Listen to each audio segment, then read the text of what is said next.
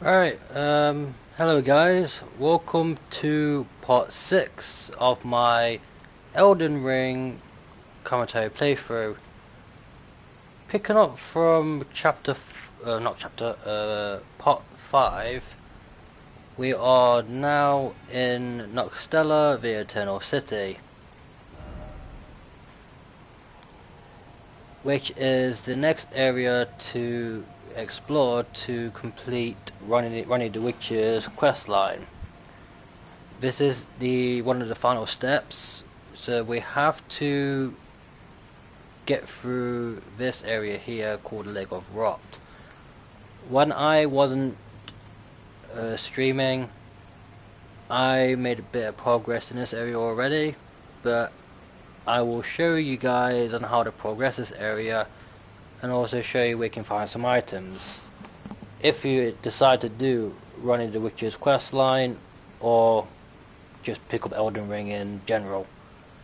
But I also cleared most of Caelid, apart from like a couple of bosses I'm missing, but the Dragon Burrow area is way too strong for me right now since I am under leveled. So we'll be coming back to this much later. But I just grabbed some stuff like Radon's Divine Rune and restored it. We finally got the talisman from here, which is the talisman that increases our equip load, which is important, especially if you're carrying heavy weapons.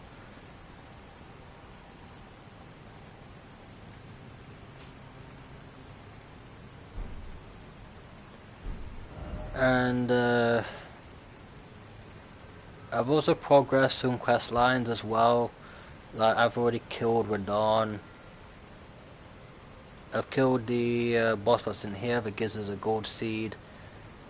And I also progressed Millicent's quest line.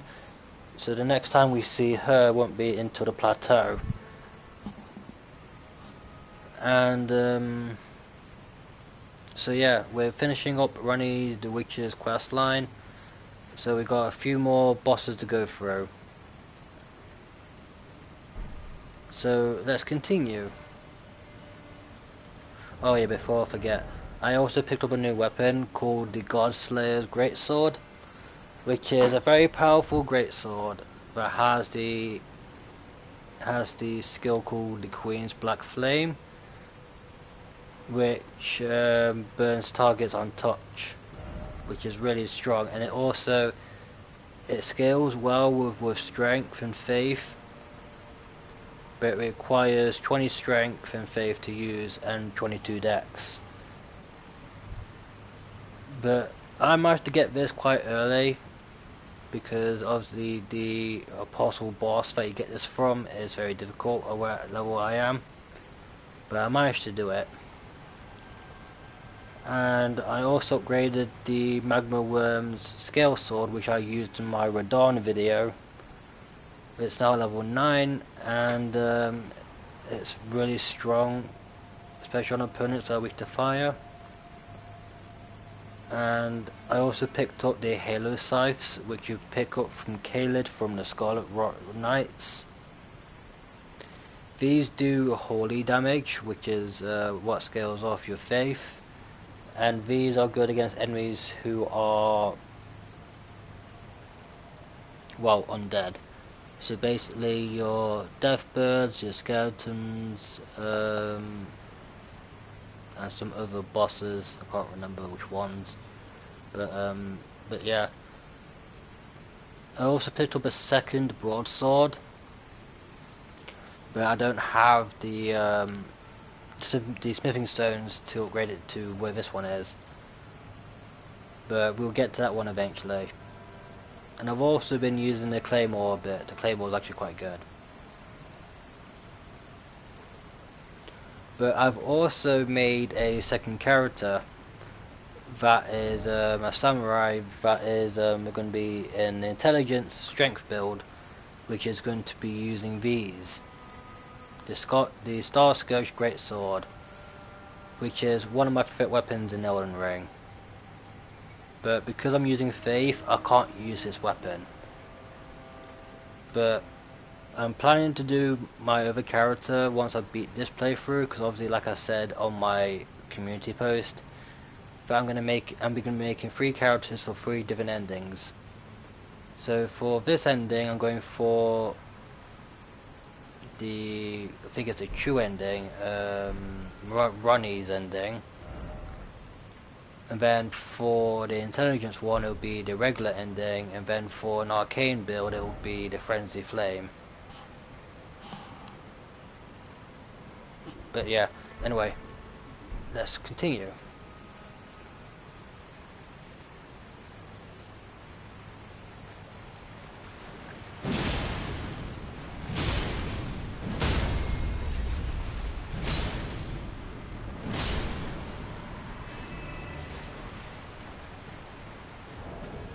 Yeah, so this sword is very strong right now, but because I don't have decent amount of stamina, I'm currently on a heavy load and I need to be on a mid load.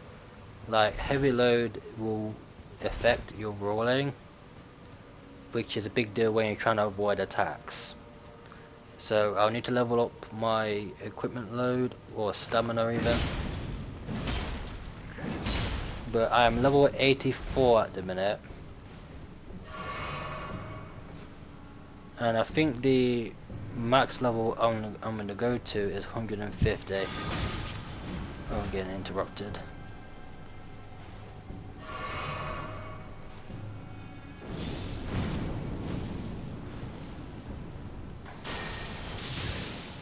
So they avoid the black flame, but not the lightning bolt. I've got to be careful here. And I'm in the dead end.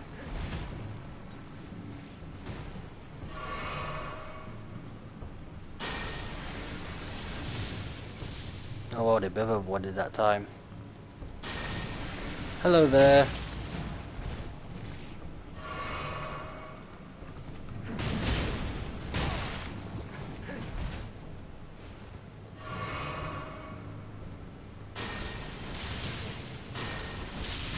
No, that's one dead.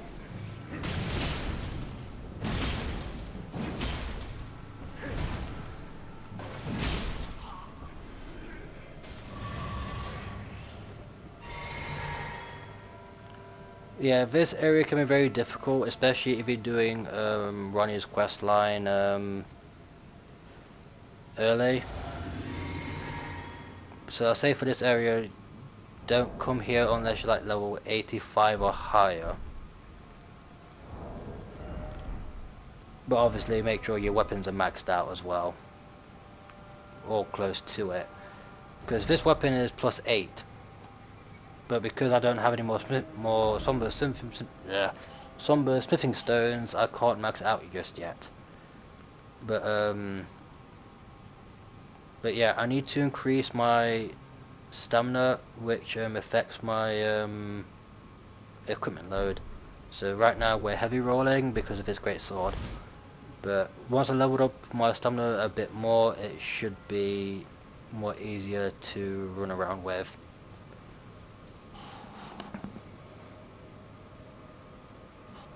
Yeah, like I said in my community post, I managed to pick up the Godslayer Greatsword,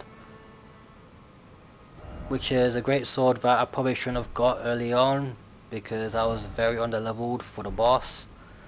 But I guess having this weapon is actually a good trade.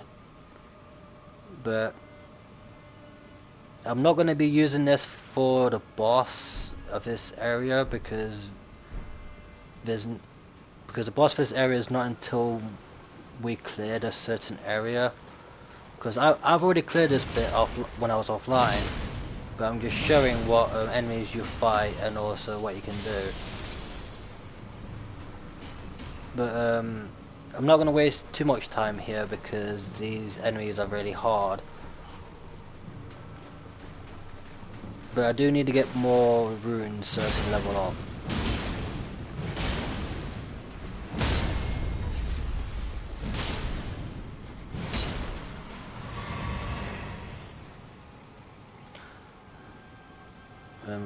we can't use torrent here either.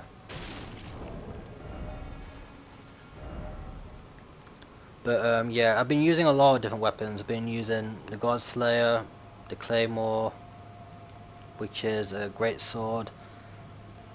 I've also been using the Magma Worm, which was in my Radon video, like I said before.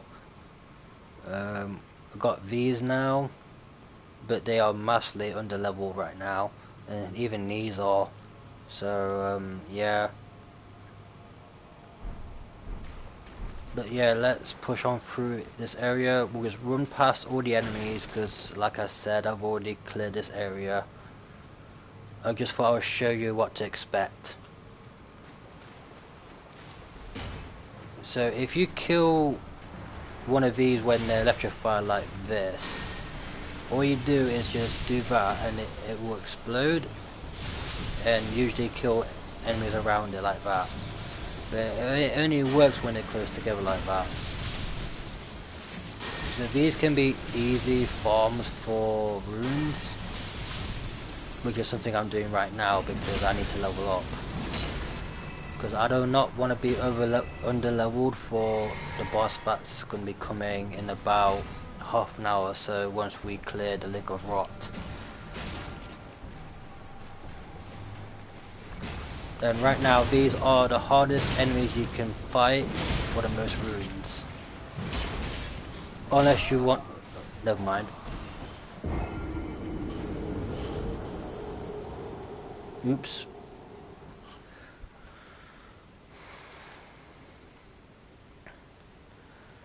Time for me to clear those runes back and just progress, I guess. Yeah, I've already cleared this area, so I've got all the items from here. I also got the legendary item, which was... wait, no, that was in the previous section. Yeah, I got a mimic tier ash, which was in the previous step of this quest line. Because you don't get this bit until after you've been to get the hidden treasure, and the only way to get the hidden treasure is to defeat Radon. So yeah, her quest line is quite long, but the areas down here are really good.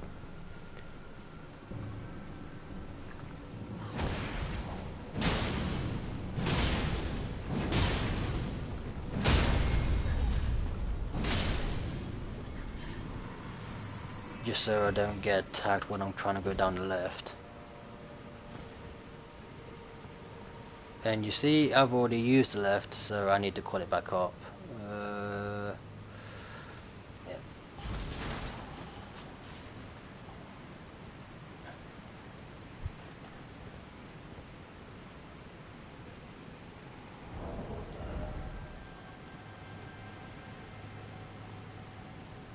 Yeah, we've got some spare runes if we actually need them.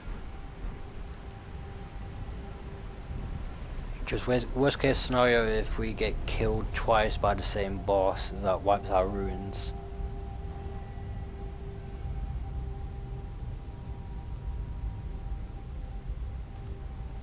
But yeah, I'm pretty sure I've already said this before, but I've made a second character on a different save. That's using a different build from this one.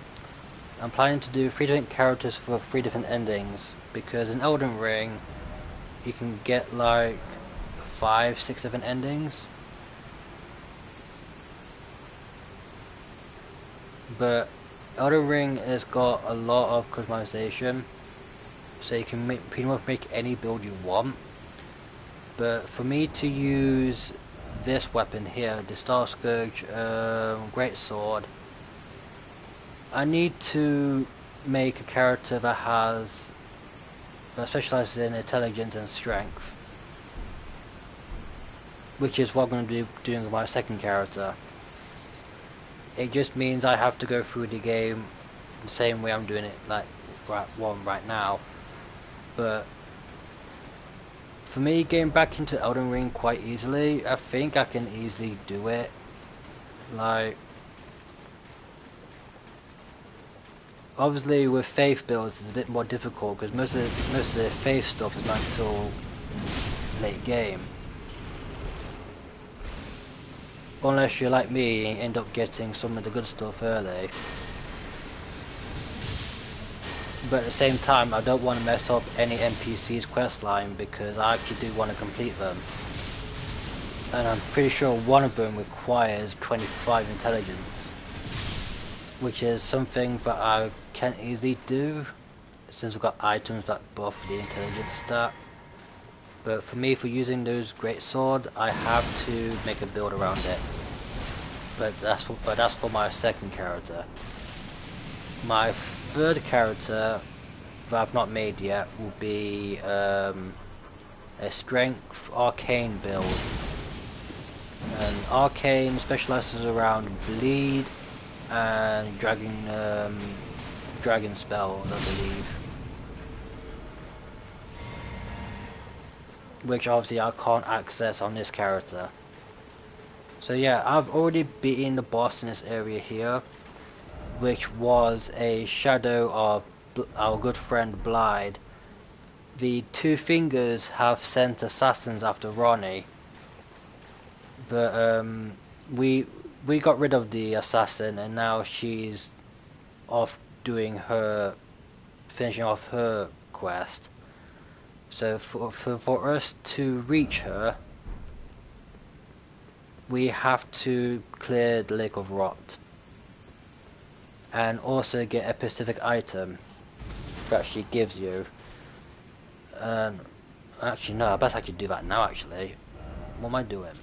Yeah, actually best get the item now actually before I forget. So at a certain point in this questline she gives you a key for a chest, which I think I showed in part 2 of my playthrough. This chest was locked before, but now we got a key, and now we pick up the Dark Moon ring. This ring is required to get this ending of Elden Ring, where we summon Ranni the Witch at the end of the game after defeating the final boss. But if you don't do her quest line, you won't actually get this ending. But the endings are optional apart from one of them. One of them you actually are locked into, which is called the Frenzy Flame, which is the bad ending. But I'm not doing that on this character. However, I will be completing a certain NPC's quest line, which will greatly increase my Frenzy Flame incantations, which I do use. But I've just took it off of my slot for now because I'm trying to use other stuff. But this area here is called the Lake of Rot. Basically, think of Caelid, but 10 times more difficult. And I can't do Hold Madness anymore because I need this. This is gonna be... Yeah, look at the build up already. I'm already suffering with Scarlet Rot.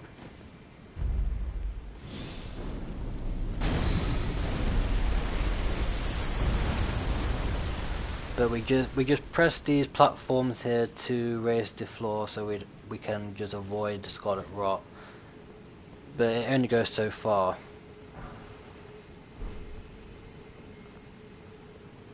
And there is a boss in here, and these things do called Death Blight. So you see that black meter that's filling up right now? If that maxes out, we die. So we can't... Oh crap, there's another one. That's one.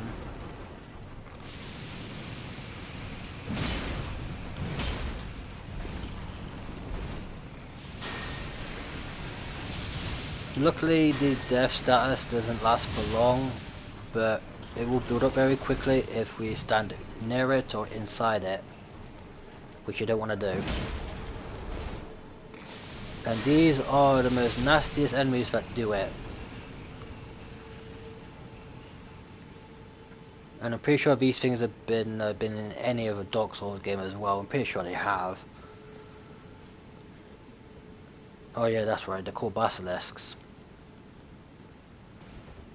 Just shows you how long it's been since I played a Souls game. Since I've been playing Rise for the last 2 years.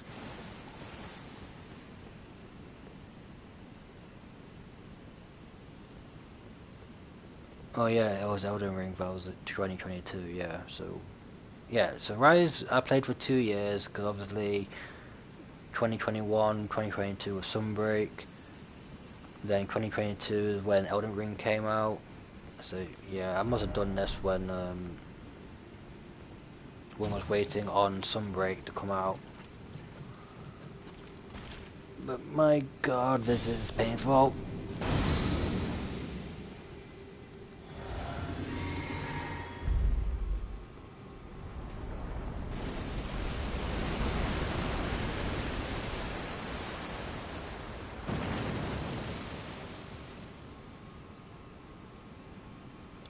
Okay.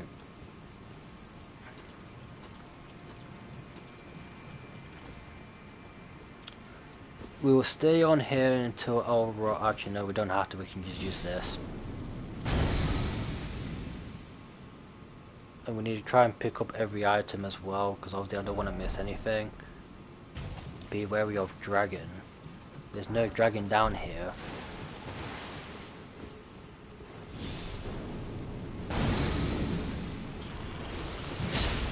No, get out of the death blight.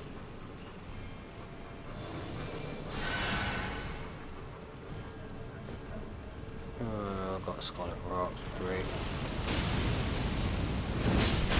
And death blighted.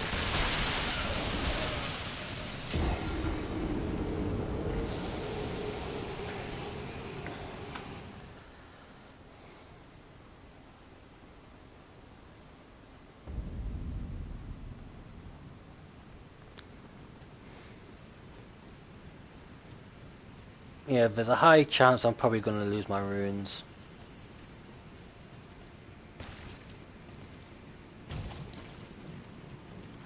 Main thing is I just need to avoid as much basilisk as I can. But saying that, it's kind of difficult when you're literally running from Death Blight and also Scarlet Rot.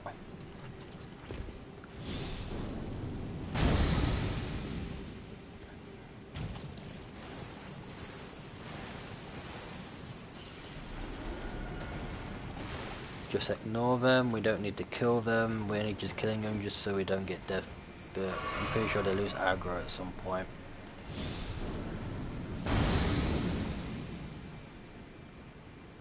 Okay, we need to activate this one here.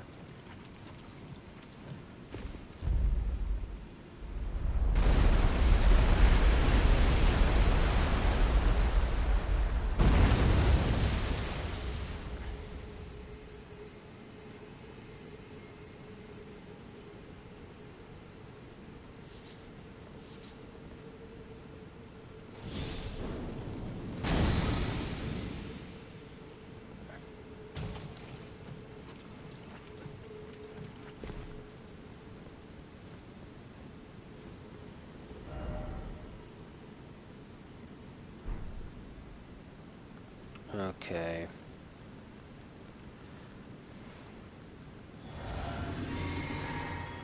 There's a boss ahead, but I can't remember how you actually fight him because there's lake rot everywhere. And I can't know when the next switch is.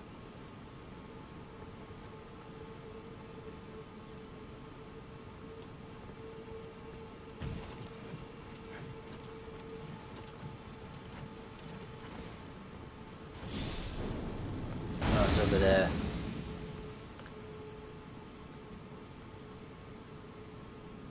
Okay, so that must be the boss there. But obviously we haven't activated the platform yet, so we can't actually get to him yet. And I best heal up, otherwise I'm gonna die.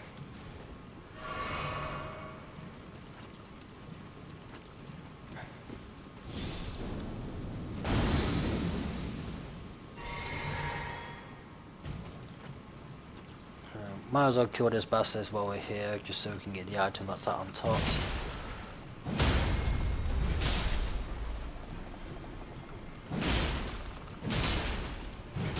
Then I best heal up quickly.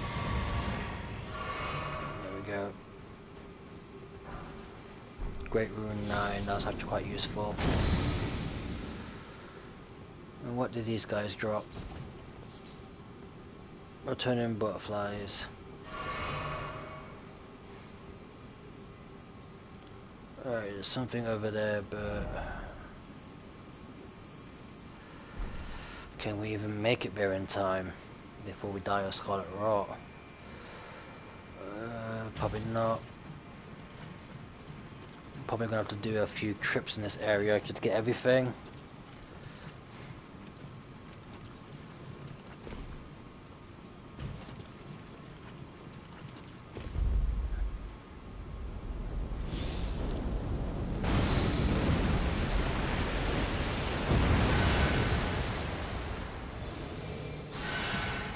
There we go.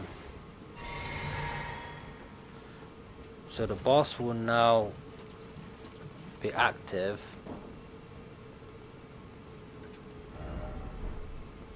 So we just need to thingy and then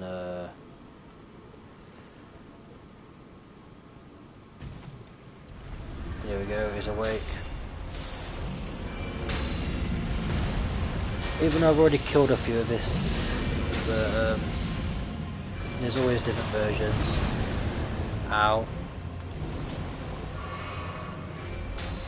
And I leveled up my Ashes as well, so she's a bit stronger.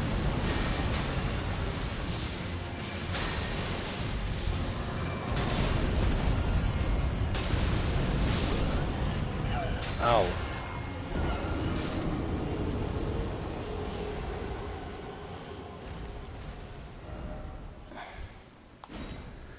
At least now we spawn in front of him, or close to him.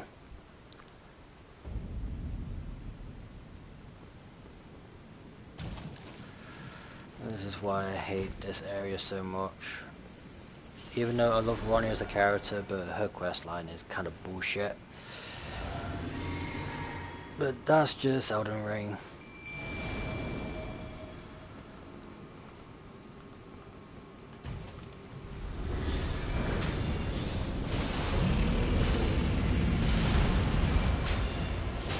I best cleanse myself.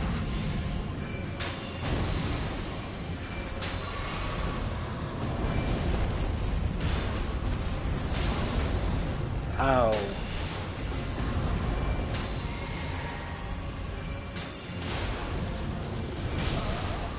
What?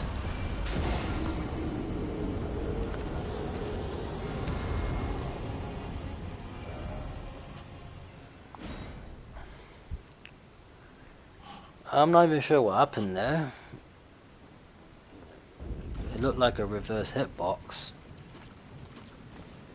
Right, cleanse myself first.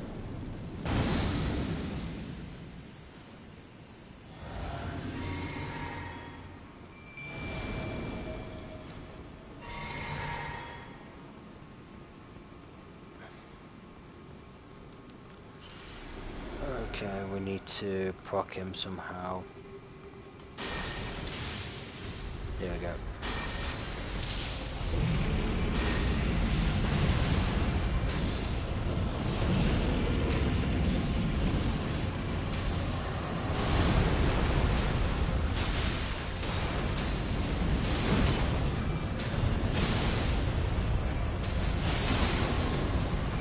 Okay. Ow.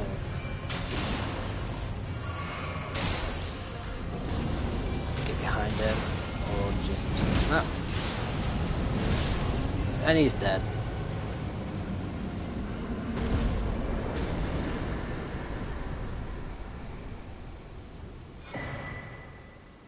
Dragon Scale Blade. Alright, let's have a look at this. I don't remember this weapon. It's not. Oh, it's a katana. Ice Lightning Sword. Oh, it's a strength and dex weapon. I thought it would be a intelligence weapon. That might be a weapon I need to use on my other character. And ice lightning as well. Ice is a very good element in Elden Ring. Right.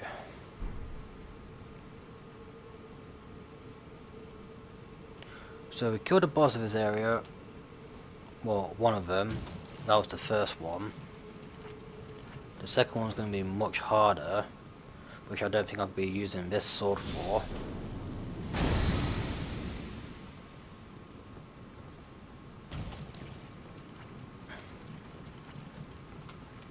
Just run past these guys. I don't need to kill them a second time. Make sure I'm healed.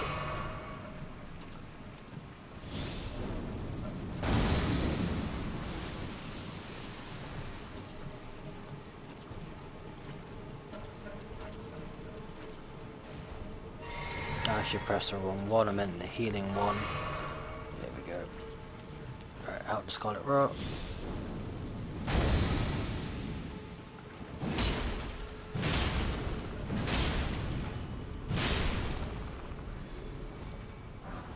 Smithing Stone 7, that's actually really good.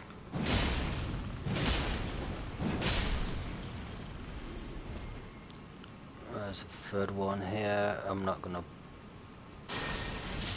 entertain you and get in Scarlet Rot with you.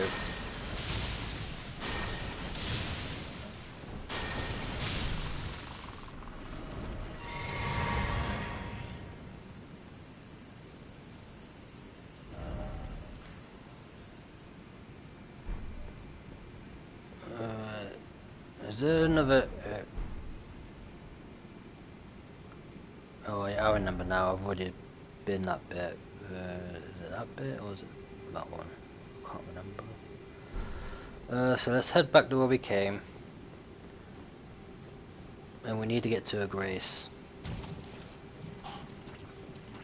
A Grace that's on the other side of this lake, and not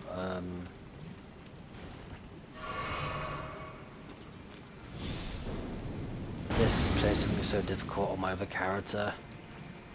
Because obviously I won't have any faith, so this is going to be like very hard.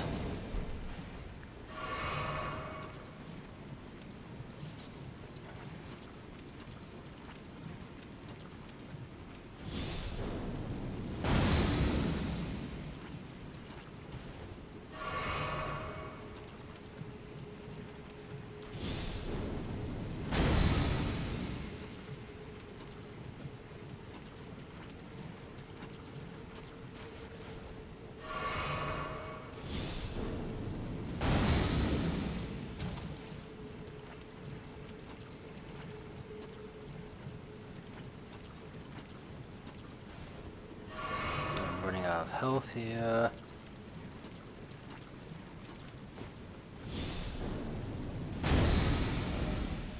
Right, so I'm at the bottom corner. I don't think I've ever been to this bit. But obviously it's riddled with bastards, holy crap.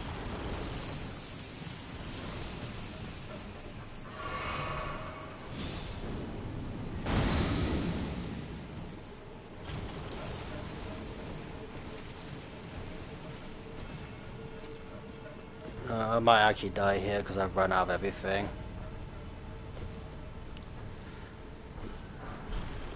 Smithing Stone 8.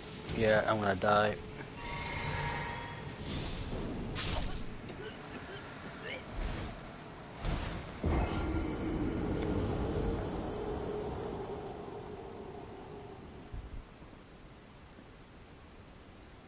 Here's our boy Blide. Right, so I gotta make my way all the way across.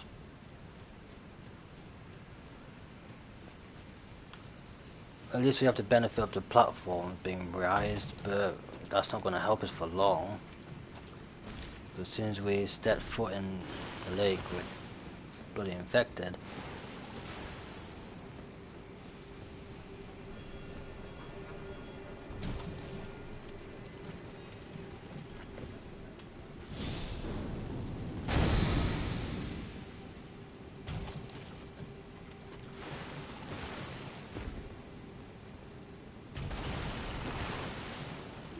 Go away.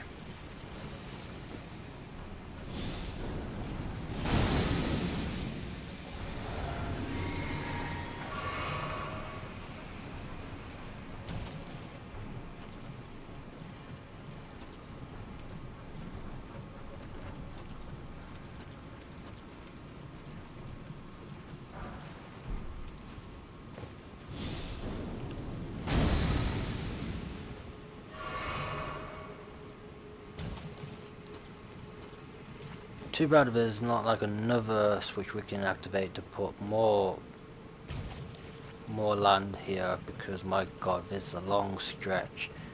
If you don't have a lot of health, you're going to struggle with this bit. Hell, even with good health like I have, you're still going to struggle. Alright, so we need to run past this basilisk and up the column. We're only here for the items, we're not here to actually get the runes. We're here to get the runes as well. But I want to be safe up here for now. Oh, they're on that one. Great. But let's see what's up here.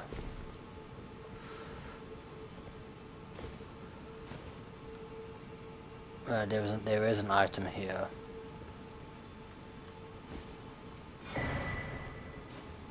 Oh, it's an armor set.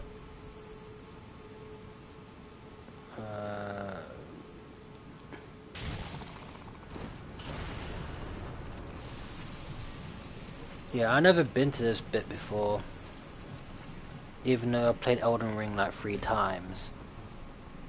It just shows you that some stuff is just well hidden. And the game doesn't tell you either. Like, the game doesn't handhold you, or not like Horizon or any other Ubisoft game. Which I'm kind of happy for, because honestly, when it comes to open world games, you're best off exploring them by yourself. You don't need to be handheld or where to go. Right, where have I got to go now? Right, I gotta go straight this way. I got, crap, I'm gonna run out of health before I get to the next safe point.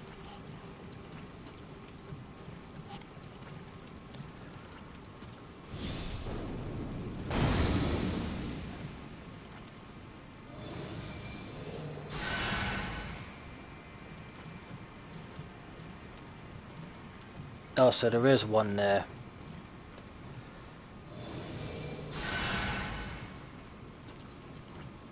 Can I reach it in time? Before I actually die again?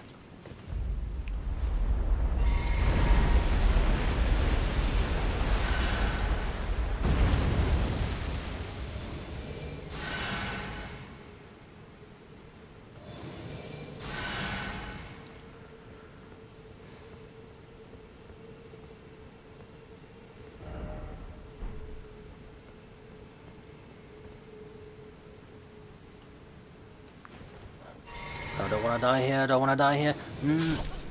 Oh.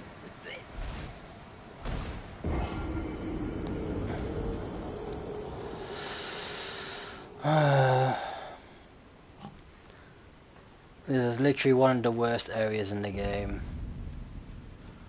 But we nearly made it across.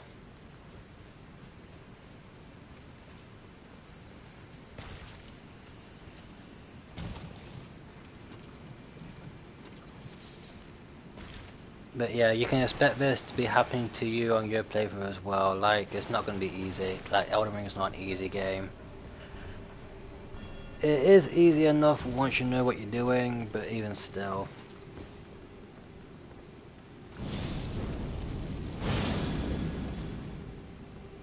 I mean, to be fair, this is probably easier than Dark Souls 3.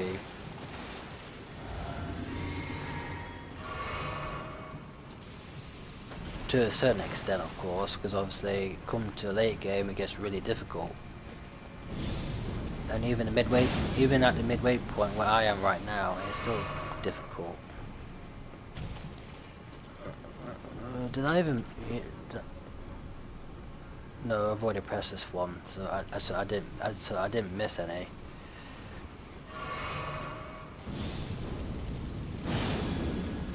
But we need to get over here. We need to get to the Grace.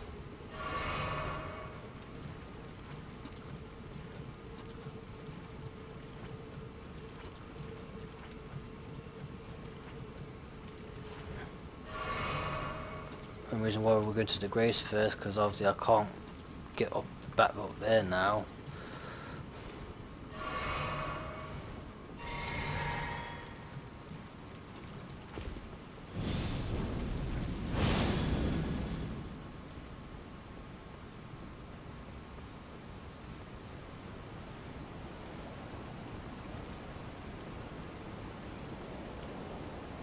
Where is the Grace? Well, there goes my runes.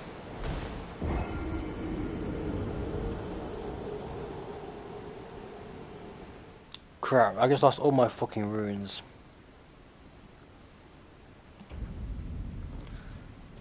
This is really annoying me, that there's no easy way across.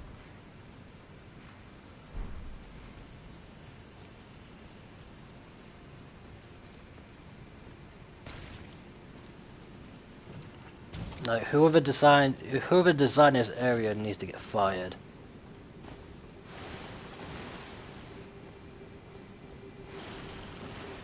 And there's still items we're missing as well.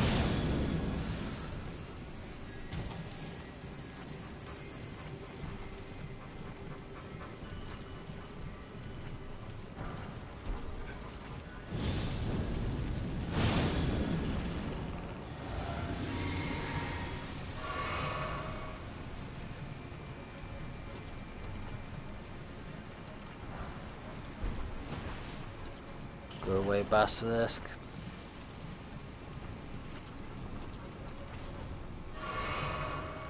We can easily make the runes back, but it's now gonna make us a bit harder. Make it a bit harder for us to level up.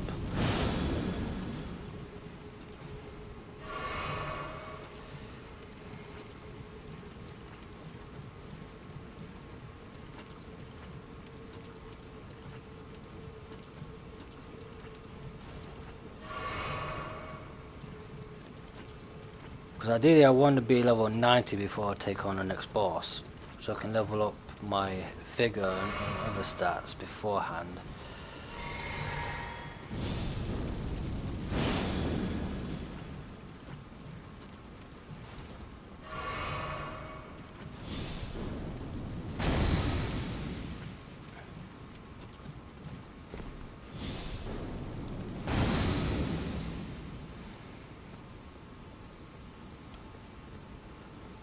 Right.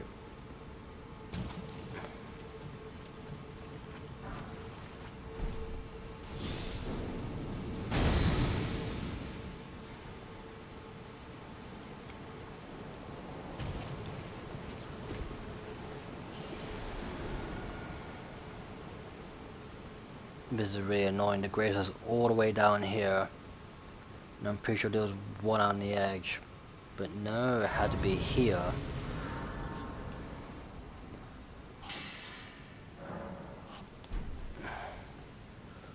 Alright. Now we need to go back through it to get items that we need to get.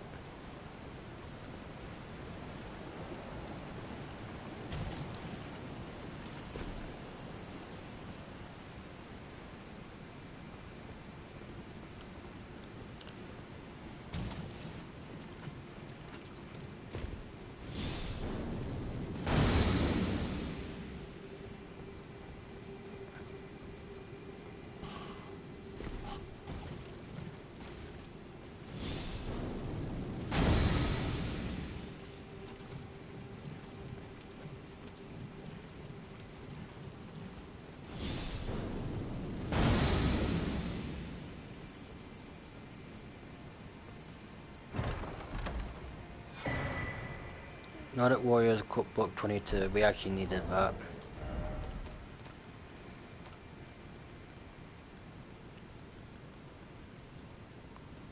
So we're missing 19, 20, 21. But what did we unlock with that one? Because sometimes it doesn't tell you. I'm not even too sure at this point. Right, there's one more thing to kill, which is on top of this column instead of what we were on before I died. So we need to find a way back up there and kill him. But it's kind of difficult since I'm literally dying of bloody scarlet rot.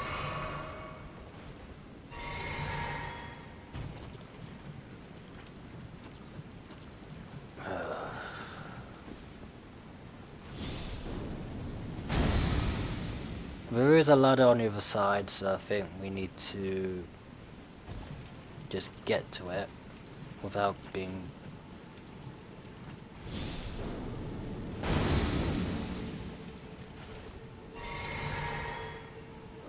where is this ladder?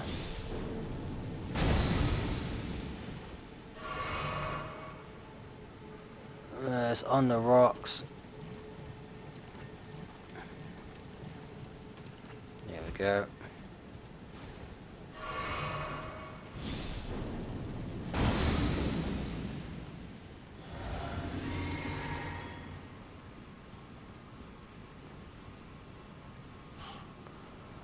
I think I'm gonna need to take a break soon because my god, this area is not fun. And we still haven't cleared the whole area yet.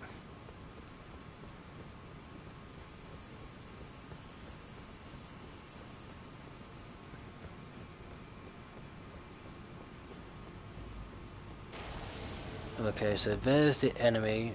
It's not a boss, it's just a regular enemy. We fought many of this kind before, but obviously this is a stronger version. And wow, he interrupted me, piece of crap. Oh crap. Oh crap.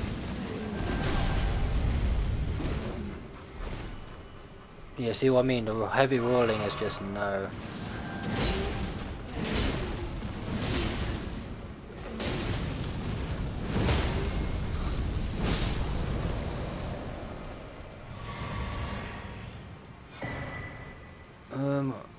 Alabaster's longsword.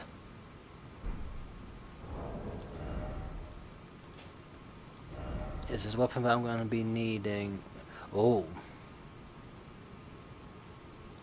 Alabaster's Lord Pool. This is something I probably need to pick up for my intelligence character, actually. Yeah, that's a really good greatsword. I need to actually... Hold on. Do I have the right armor piece for this? To increase my intelligence. Yeah, if I pop my Great Rune, which doubles all my attributes.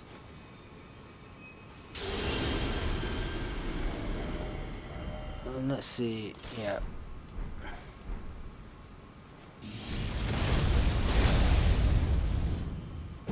Yeah, so it pulls targets in, but it's a great sword, so it's much stronger. And this must scales off of intelligence and strength. But this isn't a intelligence build.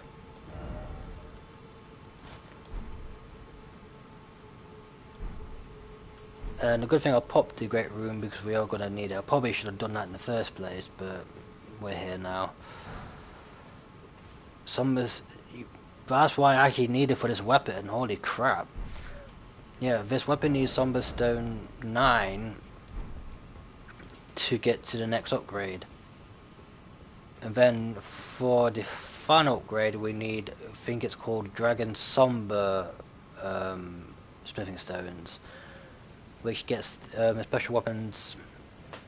Well, it gets weapons with incantations up to level 10, which is the highest for these kind of weapons. And for regular weapons they go up to level 24, but they're not as strong as the incantation weapons. Like, like these ones will go up to 224, and all of these here will go to level 10. But these are really strong. Like magic weapons are quite strong. Obviously, depends what build you're going for. There's arcane weapons, there's intelligence weapons, there's dex weapons, there's faith weapons, which is what I'm doing. Or there's pure strength, which is liable. Okay. What am I doing? I can just teleport.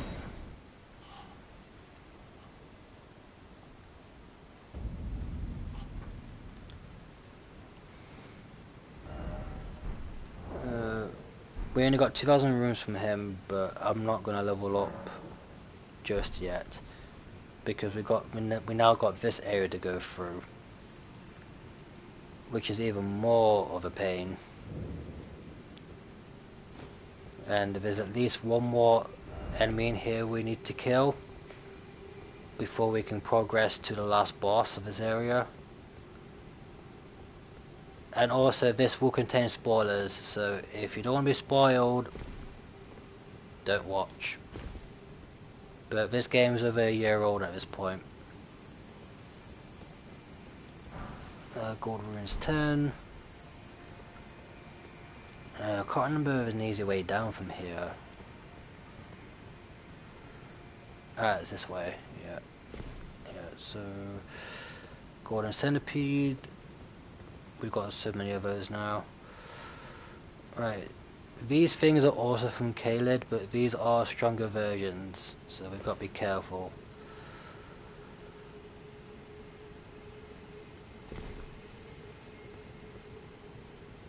Honestly, is trying not to get attacked more than one at a time, because I don't want to get ganked.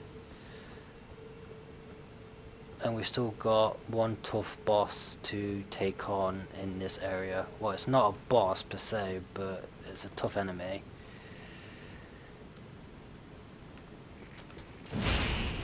These things are weak to fire, which is good, but again, it's like, because of my loadout, I'm heavy rolling.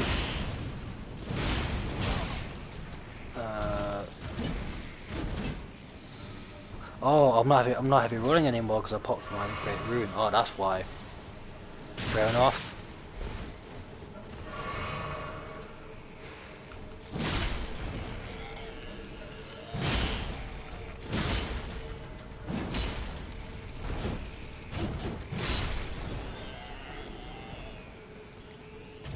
The only thing is we've got to make sure we got a lot of healing, because obviously we've got one thing to come up, and I'd best get rid of this scarlet rot.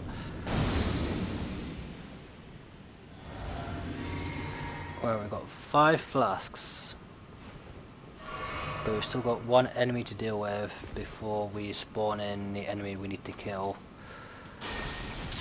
Get his attention. Wasn't even close enough. There we go.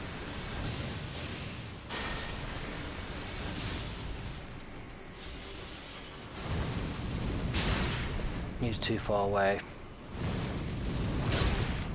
Oh, he interrupted me.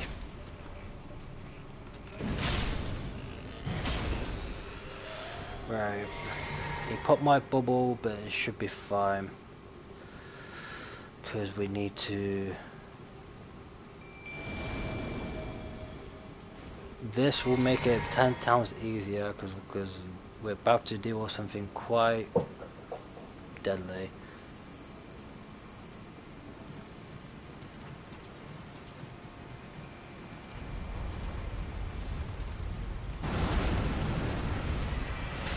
Yep, we're dealing with that thing. The putrid, well, I forgot what his actual name is.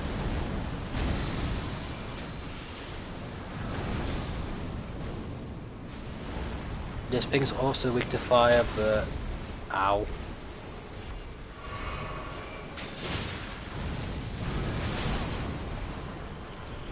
Wow, Eleanor's dead.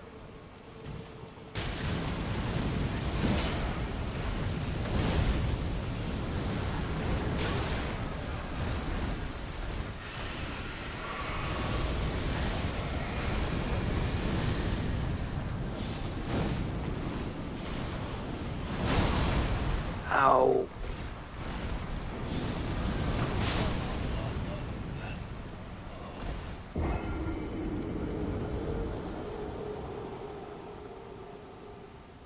Yeah, we actually need to kill that. It drops a gold seed, we need to kill it.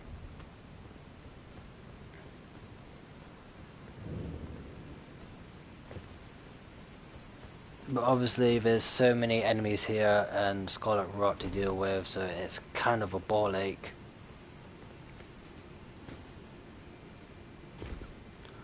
And unfortunately, no enemies respawn.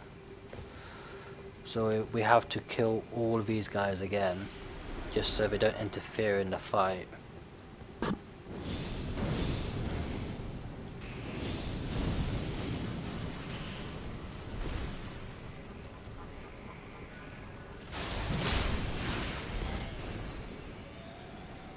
Okay.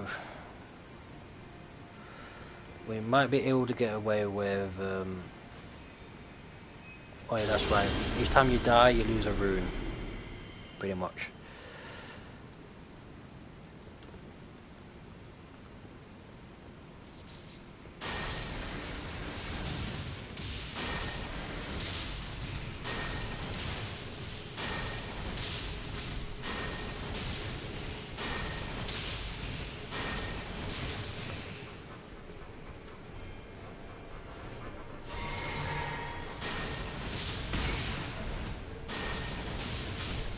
Okay, the final one to deal with, just so we don't get attacked in the back when we're trying to kill the main threat.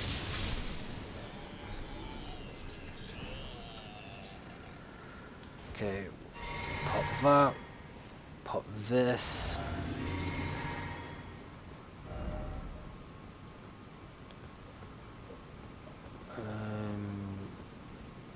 I'm not gonna put it in the Lake of Rot because that would just kill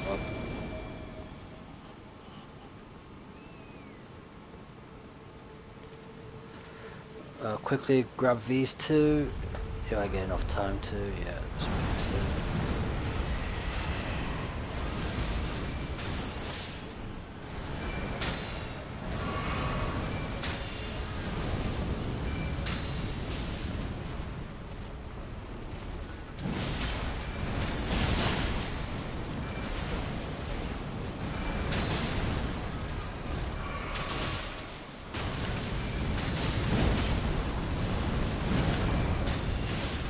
Okay, just stay still.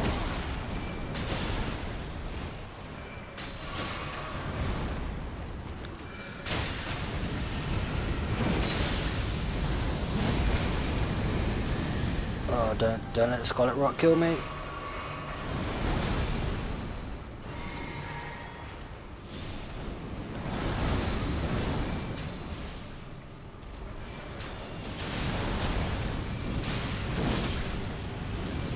And done.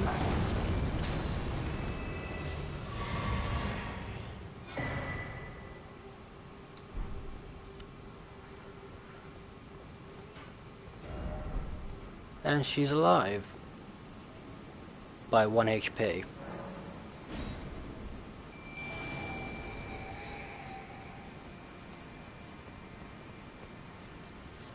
But yeah, I use summons, not for every boss, but for difficult encounters like that.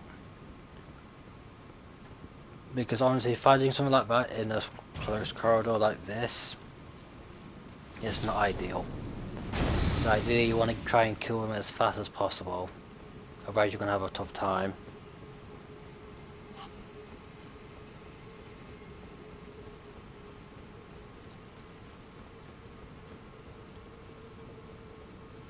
So we're nearly at the end. We can leave these guys alone, we don't need to attack them because they're preying. But never mind, they got aggro as soon as they see you. So maybe I can do like... Ow.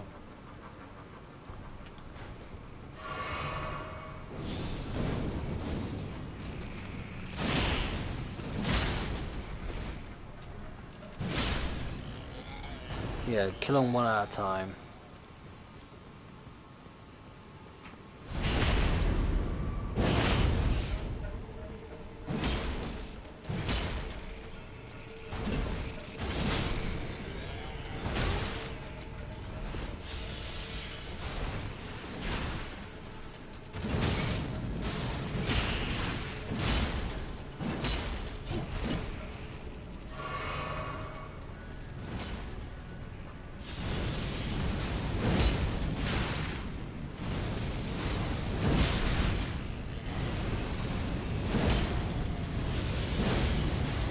Completely messed.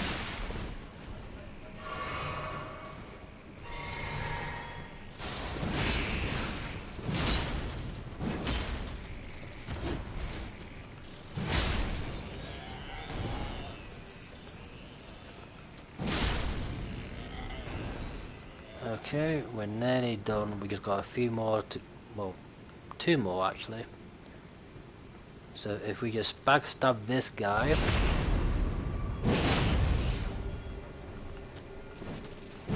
And yeah, these things move around a lot.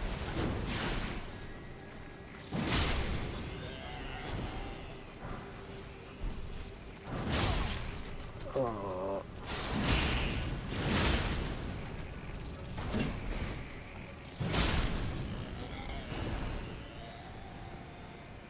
Okay, so we should be golden now. There's no more enemies. We killed everything down here. All that's left now is the final boss. That is probably gonna push my skull in a few times. Scorpion Stinger. That was a dagger. Repeating thrust. Scarlet Rot build up. It's a faith weapon. Or, no, it's not. That's that. No, it's a dex weapon. Okay.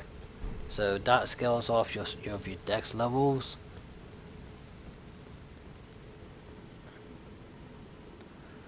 Okay, so if you progress this far in Ronnie's questline, you should already have the key weapon you need. Where is it? I need to go to key items.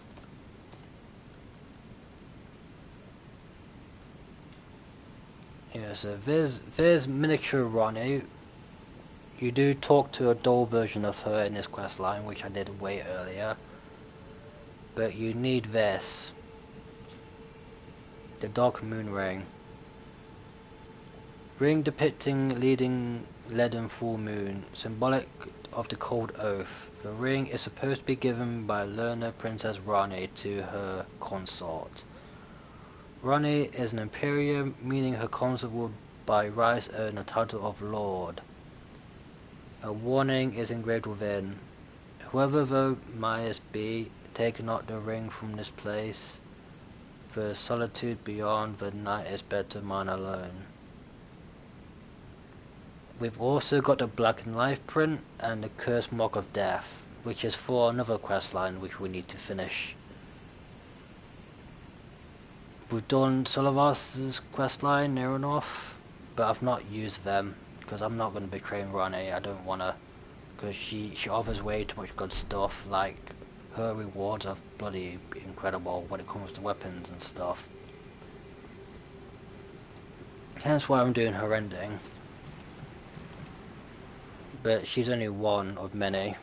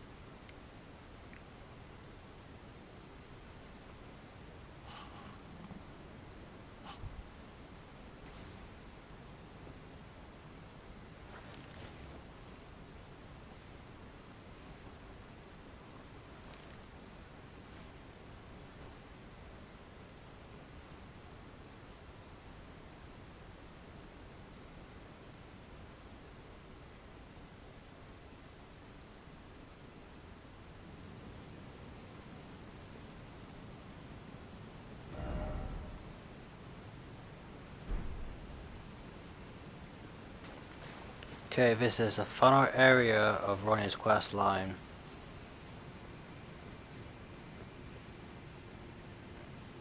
This is arguably the hardest part because my god, I've got no healing items or nothing. There's no grace here either.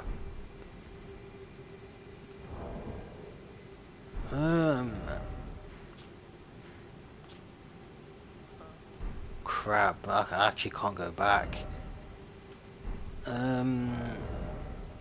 Should I still be using this for this boss fight? Because I'm not too sure, because I never used it on this. I guess I can always...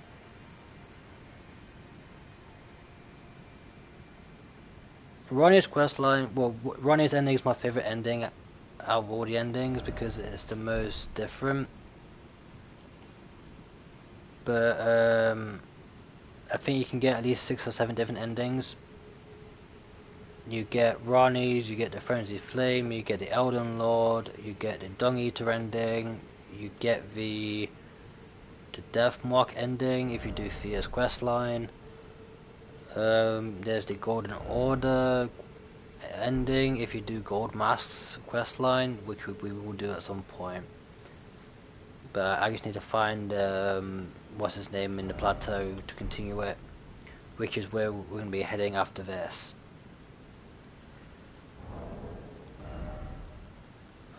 Okay. Get rid of the gold scarab because we don't actually need it for runes now.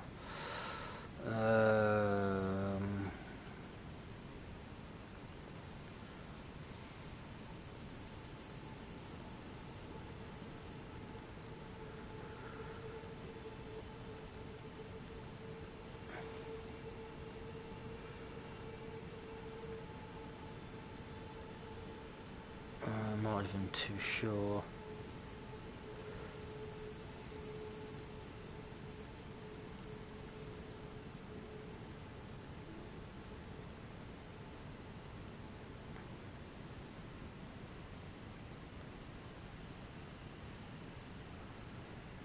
Raise the attack power with successive attacks. I guess we can use this. If we actually manage to land attacks on this thing. Well, here we go. This is going to be difficult. Asteel. Natural born of... How? Okay, I completely forgot he actually does that at the beginning of the fight. Asteel, natural born of the void. Okay. Yeah, it's been so long since I fought him, so I kind of forgot what he actually does.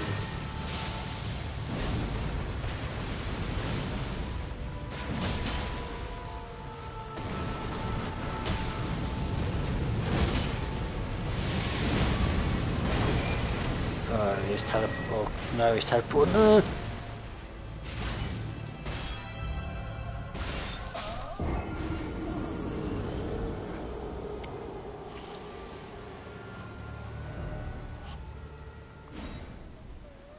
Yeah, you can't let him grab you at all, unless you know you can live. Right, pop a great rune. Pop this. I'm going to summon Lorena as well. I just got to make sure to avoid that beam. So that's the first one. Make sure I full 1 FP as well if I'm using the special attacks. Make sure to claim my runes as well. Not sure what he was targeting at there.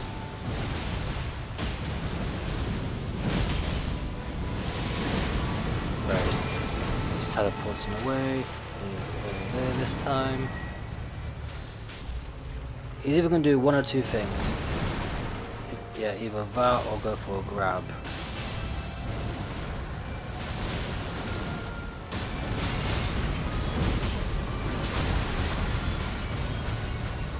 Yeah, I gotta be more careful.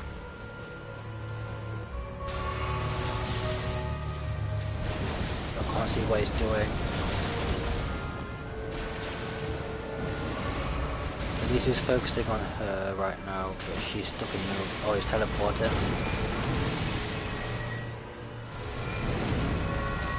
Did he just teleport right back where he was?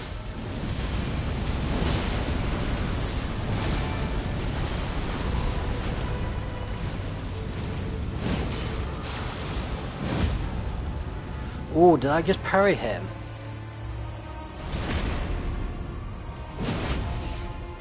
Oh my god.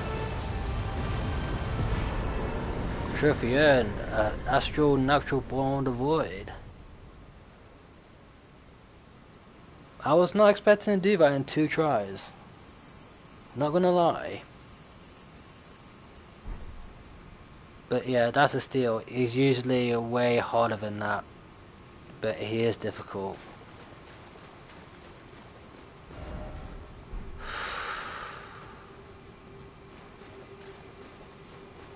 I was not expecting to beat him the second time.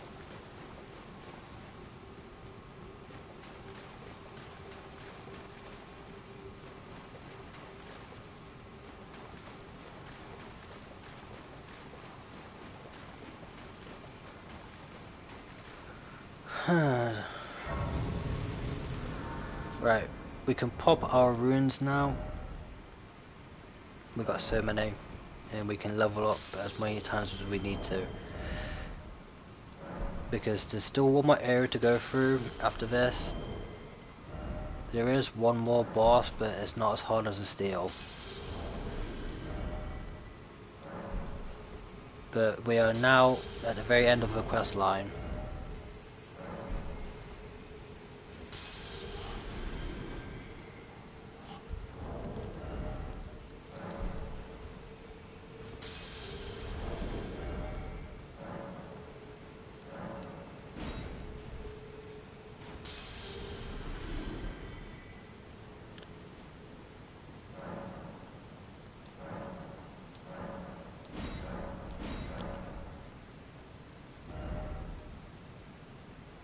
Yeah, that sounds about right. Level up 3 times. Okay, so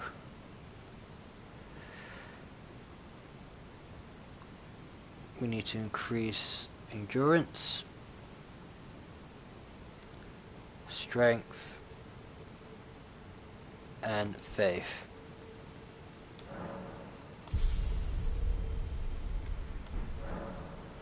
And we still can't use that. We need to be a 34 for that. If there's anything else we can use. I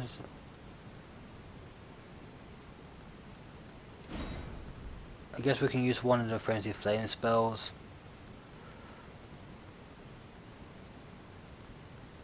Oh yeah, we can use that because we popped a great rune, but this is a faith build, not an arcane. Honed bolt, no, that's not. Honed bolt, there we go, lightning strike. Yeah, so we're now at the right level to use lightning strike, which is a spell we've got in Limgrave. There are stronger versions of that spell, but we won't get that until later on. Right, so let's go.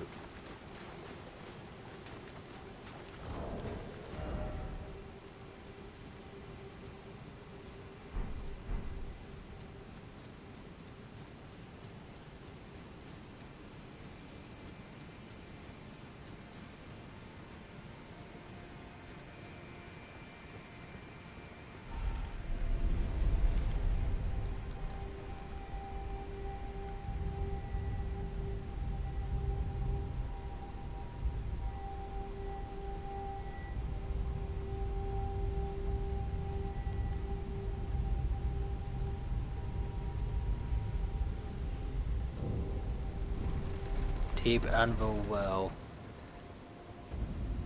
Moonlight Altar. This is the final area for Ronnie's questline. All we have to do is just find Ronnie. and then we get her ending. But there's a lot to do in this area, but we will do that after we've done the quest line. Because after you've done the quest line, you can come back here. And there are a few things to pick up in here. Yeah, so we're back at Learning of the Lakes, but this level is scaled up to our level.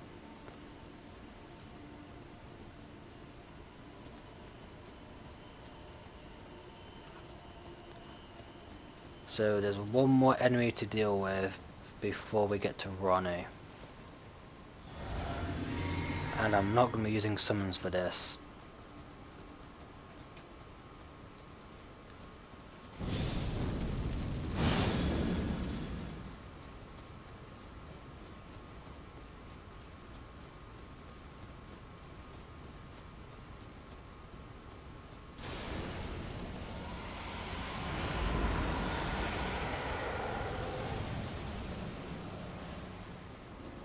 There you are, Adula. Back for round 2.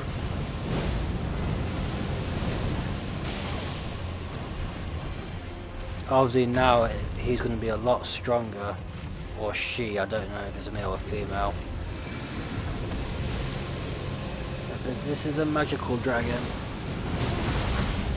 Ow.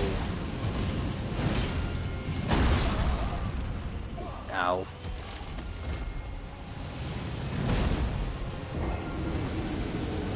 Yeah, Adula got a lot stronger the last time we fought him, or her.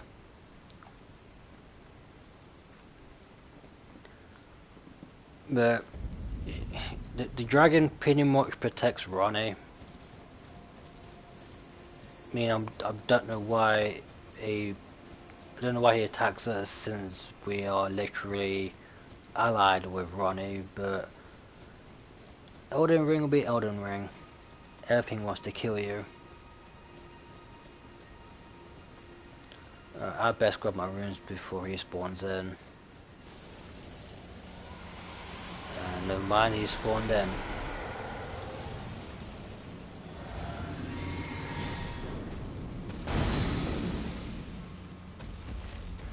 No, he hasn't seen us yet.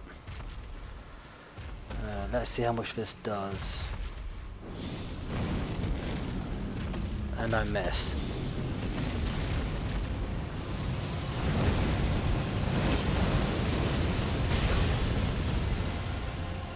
Kinda glad I had a bubble there.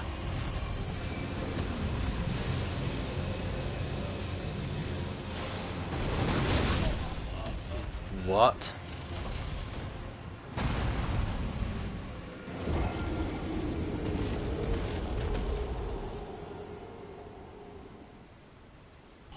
I don't even know. It looks like I'm heavy rolling again. So it might be best if I change weapon.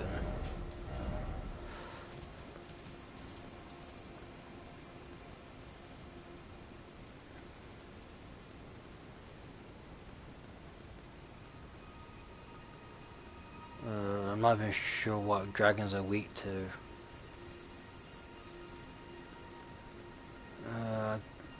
Let's go for the magma worm, since this is a mid way, so we can easily roll out of things.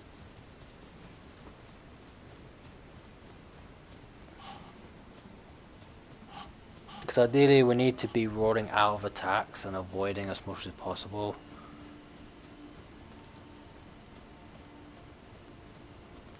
Right, I need to get my bloody runes back.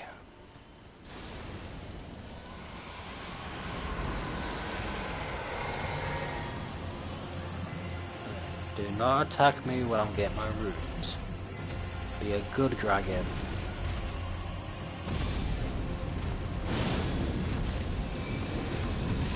I've got to watch out for that attack. What?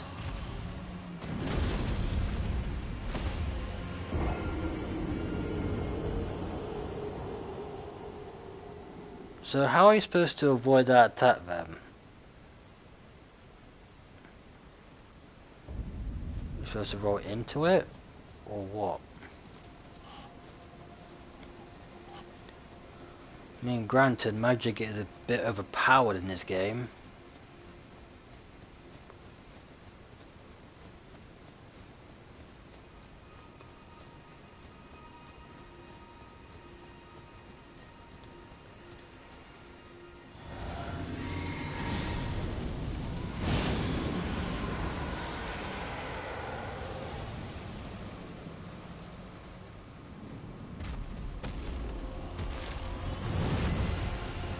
Rabbi runes.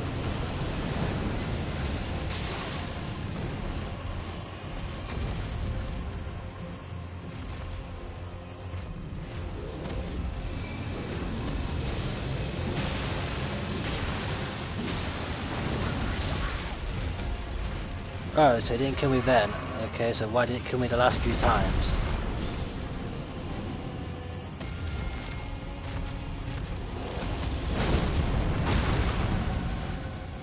Yeah, he hits really hard because of what level we are.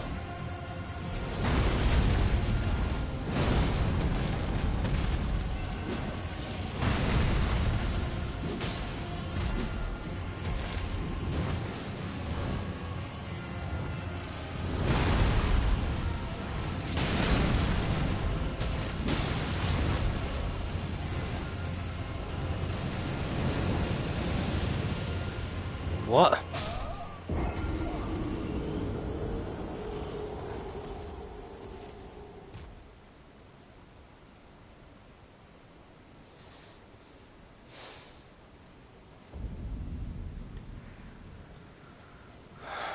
Who decides to put this boss fight on a bloody cliff?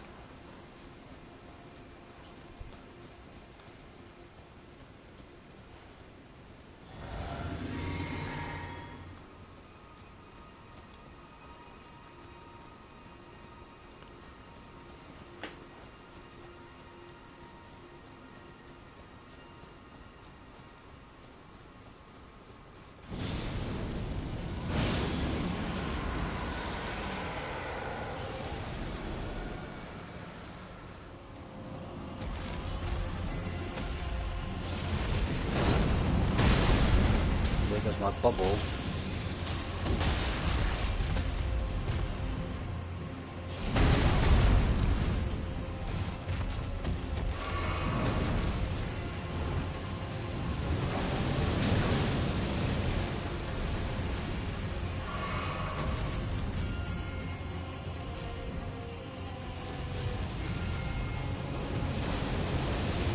No, I don't think so.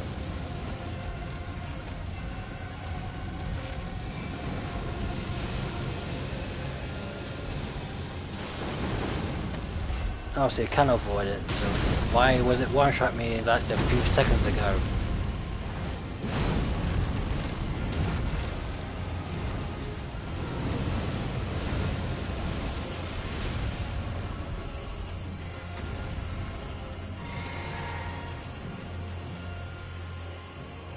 Oh, so you can teleport, so if it goes too far, you'll teleport out.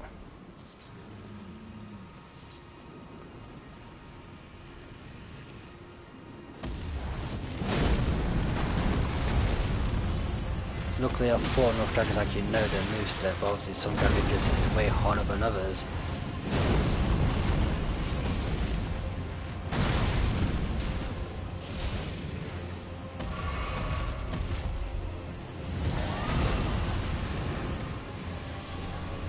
Oh! I was not expecting an energy sword, holy shit. That's one thing I forgot about Abdullah. I really can do that.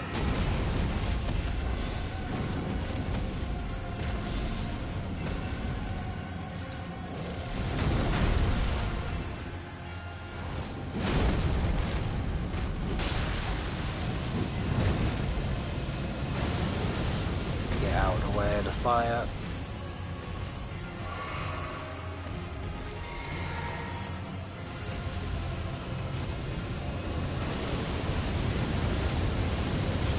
Wow.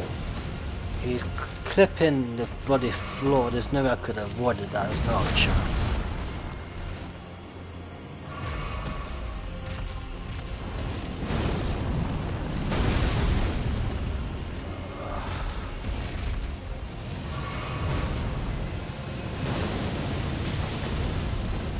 Okay, that was cheap.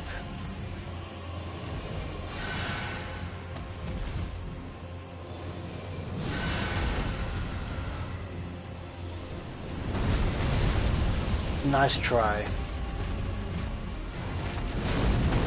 Oh, stop avoiding my attacks, you look.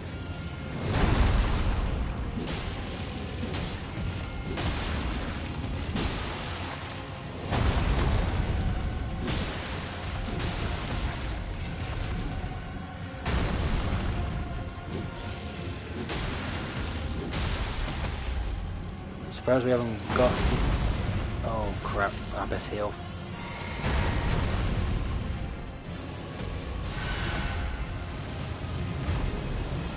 No. I cannot die here, he's so close to death. Or she, I don't know if it's male or female, I've got no idea.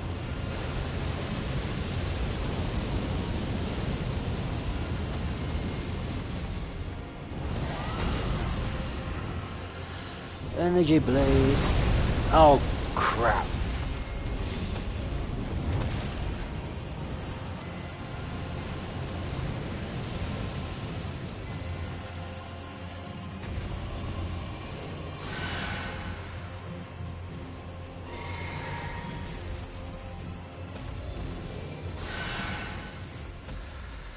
Okay. Moment of truth. Do we kill him or does he kill us first?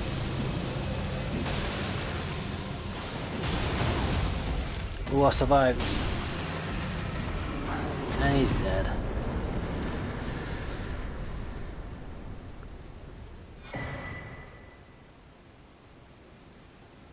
Dragonheart and his signature move, the Abdullah's Moonblade, which is something I probably want for my intelligence build. So yeah, running his questline is worth it. You get a lot of good things.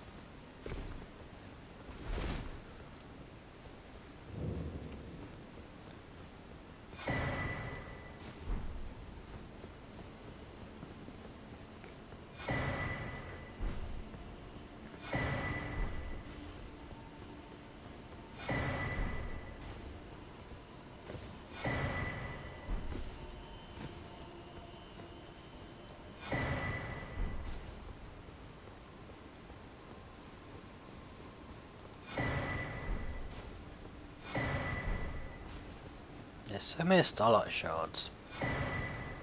It's probably the only area in the whole game where you can actually get this many. It's very rare you can even find one or two in the open world, let alone this place.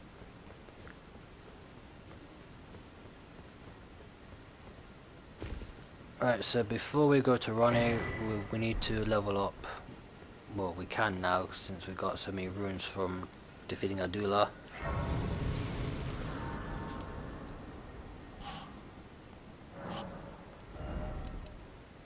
Right, 2 more times. So let's increase mind and dex.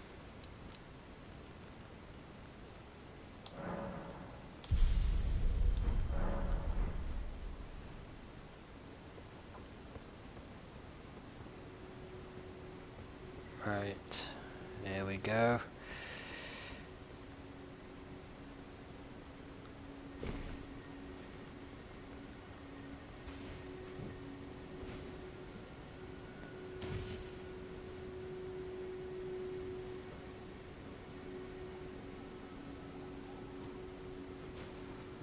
Let's turn it off actually because this bit is quite good when it's in the dark like this, and you'll see why.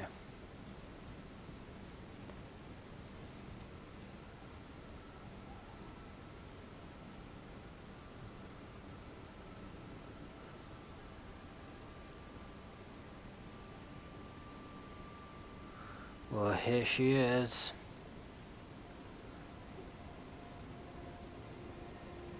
She did what she wanted to do. She killed her 2 fingers. So she is no longer bound to the Golden Order. She is free.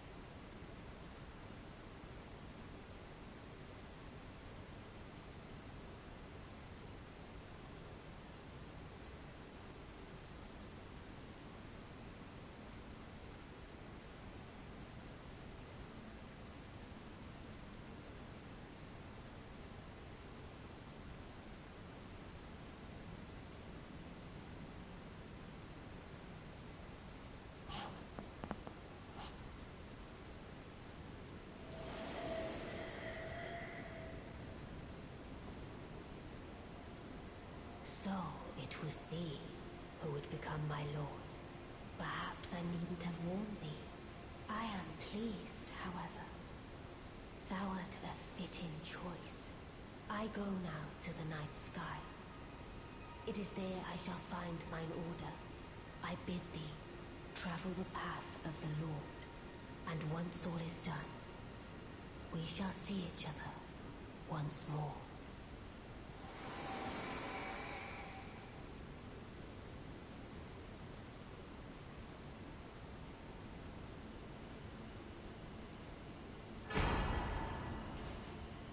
The Dark Moon Greatsword. The main reason why you want to do this quest line. This greatsword is in every single Souls game, but obviously it does different things. But her quest line is now finished. So all we have to do now is when we defeat the final boss of the game, we just have to summon her and we get the ending. So the weapon that we just picked up is called the Dark Moon Greatsword, which is an intelligence weapon.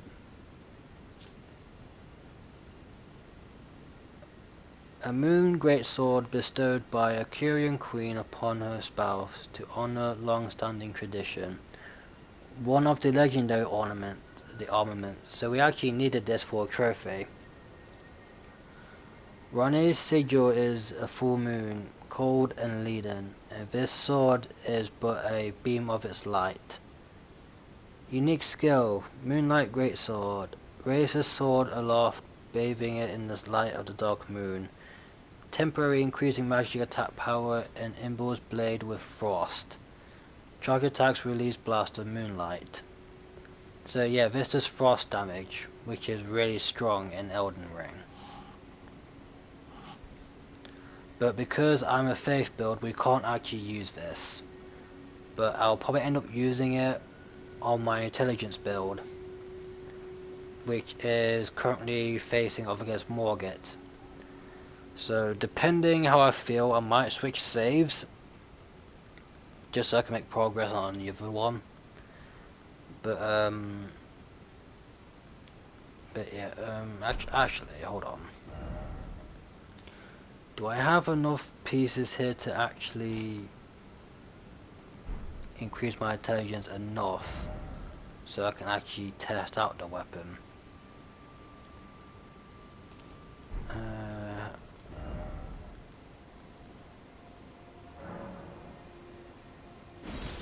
You have 38 intelligence to actually use.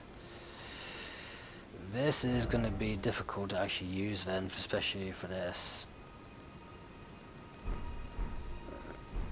But that's what the sword looks like. Let me just change my headpiece back, because I don't like that glintstone headpiece.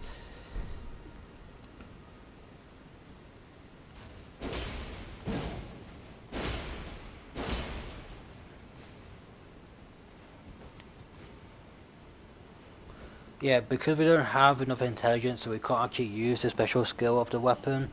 But this is what the great sword looks like. And this sword was also in Dark Souls 3, Dark Souls 2 and 1, and it was also in Bloodborne. In Bloodborne, it was added in the Hunter DLC, where Ludwig has it. And Ludwig was very difficult. But yeah, this is the Dark Moonlight Greatsword. It's a very good weapon if you've got an intelligence build, but it's something I don't have right now.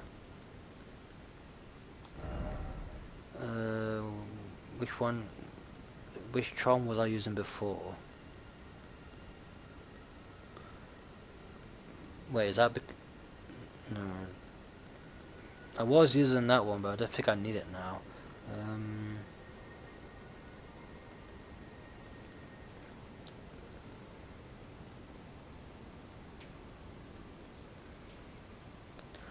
I guess I can use the Radagon Source Seal, but it means I'll take more damage.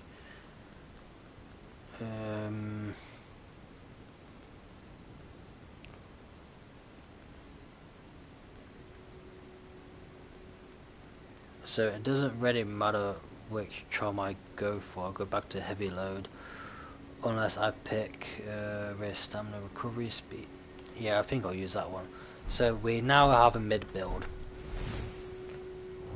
But I am planning to increase endurance to at least level 25. Just so that I can actually wield this weapon properly without sacrificing too much. Like I said, I'm planning to go to at least 150. Just so that I can use most of the faith weapons that I want. And I'm not going to be doing PvP because I don't like PvP. There's literally no point to do PvP. It only proves who's a better player, but it's not for me.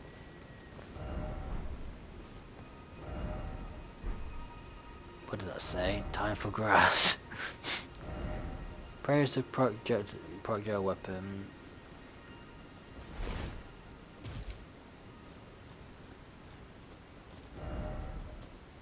Never be lover. First off, church.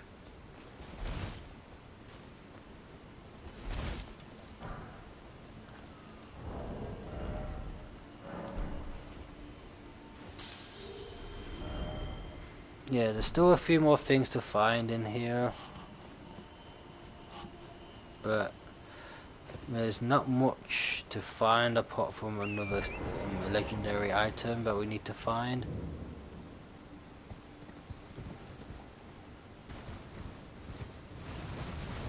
Oh god, no, not those things. Not revenants.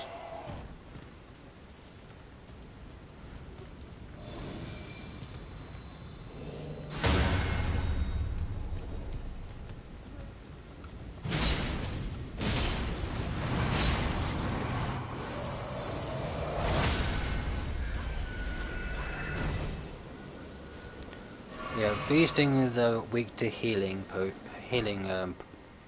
spells. Which is a bit weird. But you have to be really close to them. I've not read the lore behind the revenants, so if anyone gets annoyed, then I'm sorry. I don't really read that much lore when it comes to Elden Ring, apart from when it is important to certain characters or certain stuff. But for enemies like revenants, I don't really care. Unless it's like tied to Godric or something. I know the grafted Scions are his minions, but I don't know about much else. Is there an actual hidden... There's supposed to be a hidden thing here, because you telling me this is just an empty ruin, unless it's a... Unless it's just one part of a ruin, not the main bit, but I don't know.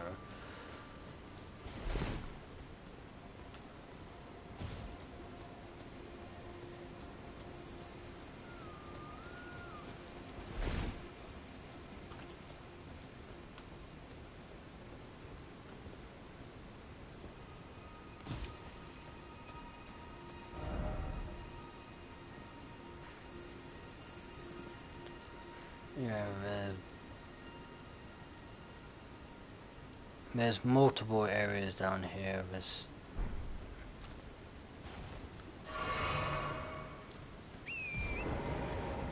I didn't even mean to use a potion either.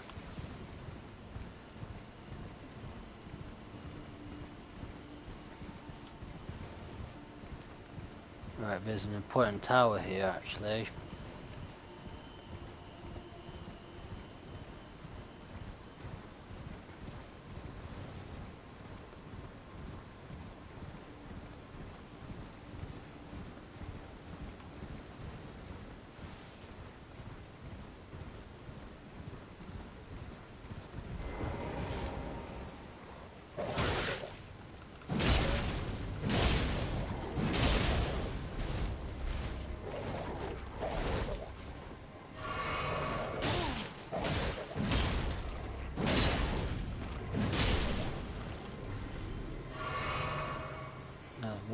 wolf down.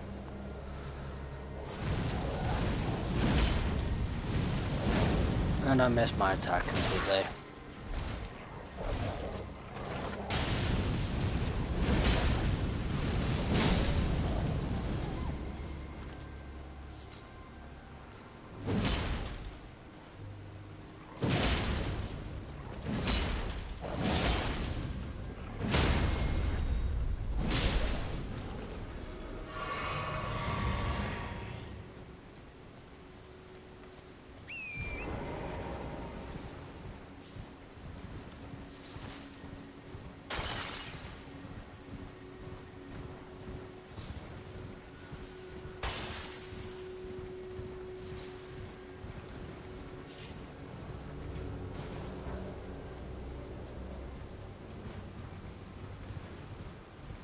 Okay, so we need to go to this tower. This tower has a puzzle. I can't remember which one it is.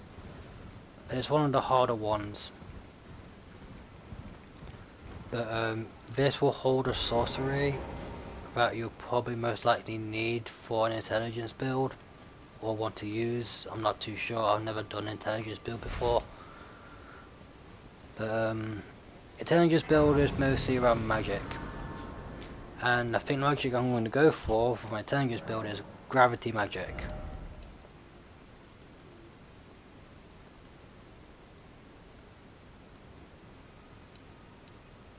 Let's increase the vigor. Yeah, so I've jumped from 910 to 951.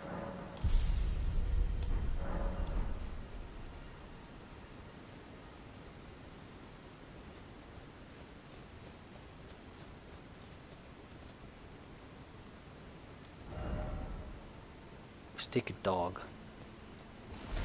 Right. Judging by the fan message, it's literally to find the 3 turtles again. But obviously I just can't remember how you're supposed to do it. But I think it's time I take a break. I did say I was going to take one after stealth. But let's just rest the site of grace, because that way we won't get attacked. But yeah, I'm going to mute my mic. I'm just going to have a 5 minute break. I'll put messages into the live chat to update you when I'm coming back. But yeah, I need to take a break. So, see you guys in 5.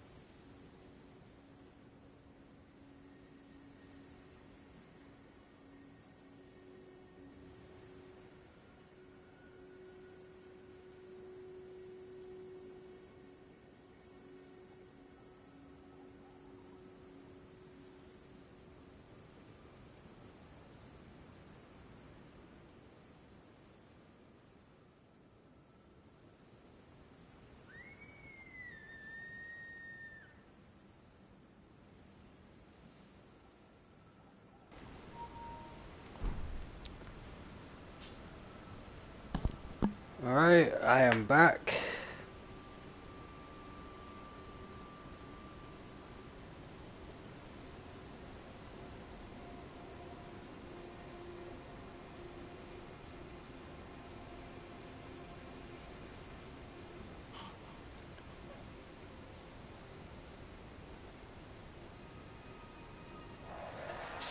Just need to get comfortable again.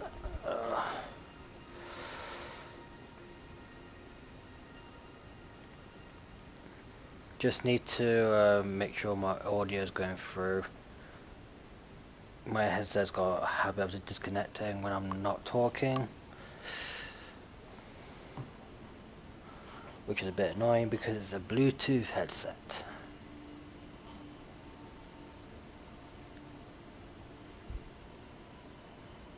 Right, so we are going to be doing this puzzle here. I just need to remember where the locations are for the turtles.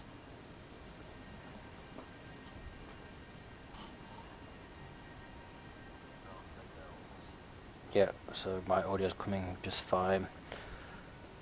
I got this stream up on my phone, just make sure my audio is actually going through. Alright, let's pop a lantern because it's dark at night. There you are. Get rid of the runes since we've run out. Seek 3 great wise beasts. So we need to find 3 turtles. And I just can't remember where you actually find them.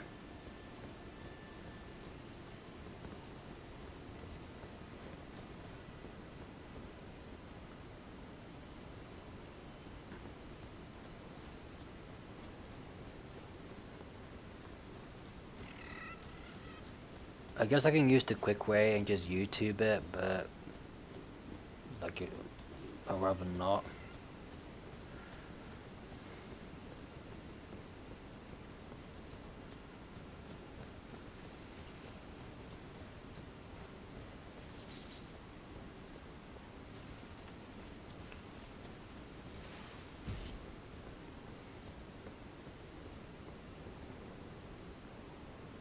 Oh, there's one right there. And I missed.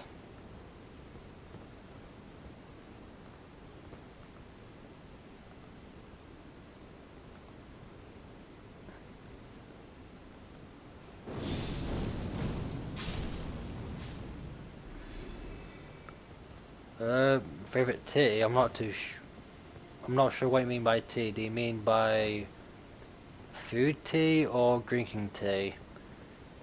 I am British, so when you say tea, I think you mean like drinking tea.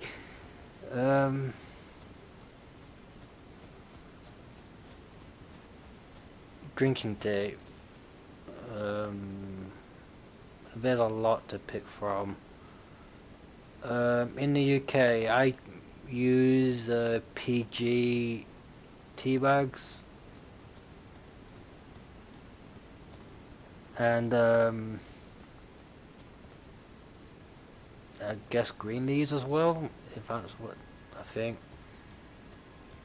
Like, I'm a tea person, and like I don't drink coffee. Like I don't like coffee, but yeah, I drink any tea really.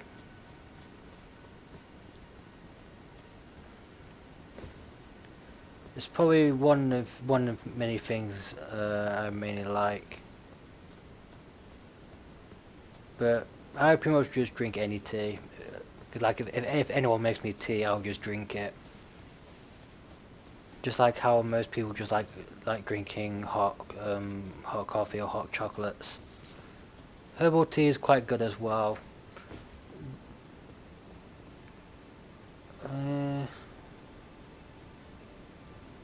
Oh yeah, I forgot. The turtles actually around the area, not just around the tower. So,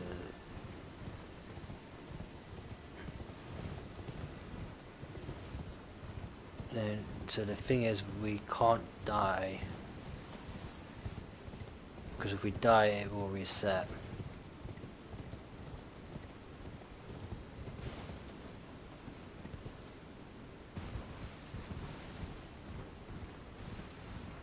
Where's the second one? Is it all the way back here?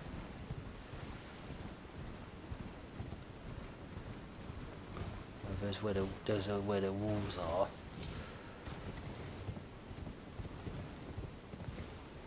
But yeah, I'll drink any tea. I think there's one tea that I've not tried yet, which is pretty much what the Japanese drink called the sake, which is something I've not had.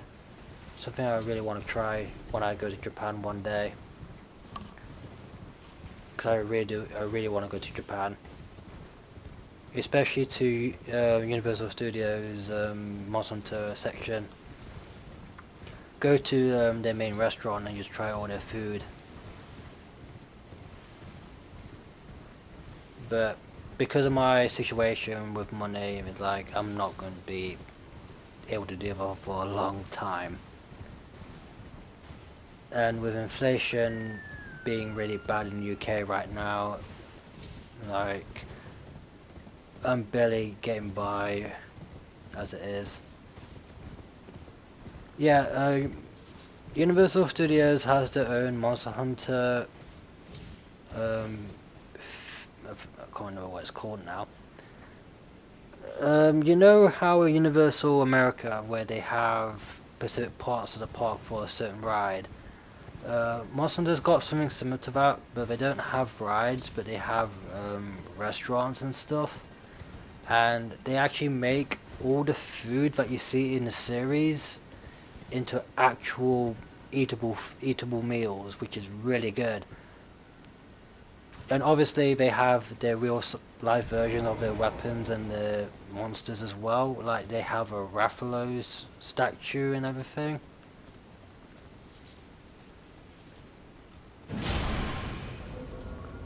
If I can find the images of it, I'll post them on my community tab if I can find it, because one of my friends has actually been to it, and he says it's a once in a lifetime thing. Like you have to go to experience it yourself, which is something that I want to do, but obviously it's just finding the money to go to Japan.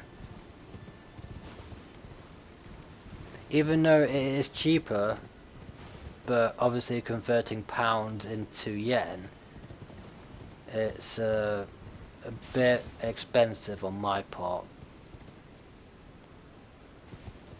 But my friend Michael, who I mentioned in my Q&A, who helped me edit my videos, he's actually going with his brother next year. So he might be going to Universal Studios. So if he does, I'll ask him to bring something back. But yeah, that's one of the main reasons why I want to go to Japan. It's mostly to visit Universal Studios and just go to the Monster Hunter venue and just try out all their food and see what they have in their gift shops.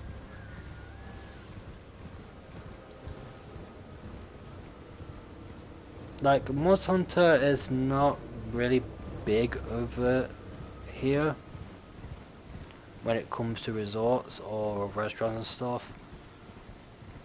I mean, it was only in 2018 when Monster Hunter really shot off, because obviously it was the best Monster Hunter game released, and obviously it made Monster Hunter more streamlined for Western audiences. But yeah, if you want to go to Pacific Monster places, the only ones you can go to is literally Japan. Just like where most anime themed stuff is.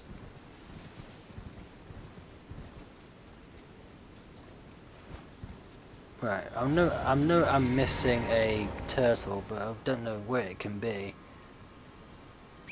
I just don't think I'm in the right area for it. Or am I? No, there's a dragon up there. Ah, no, no, I can't. I don't want to die.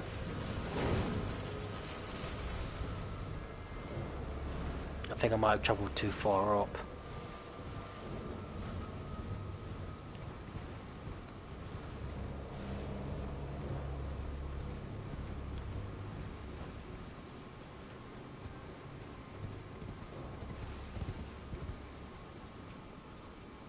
Um.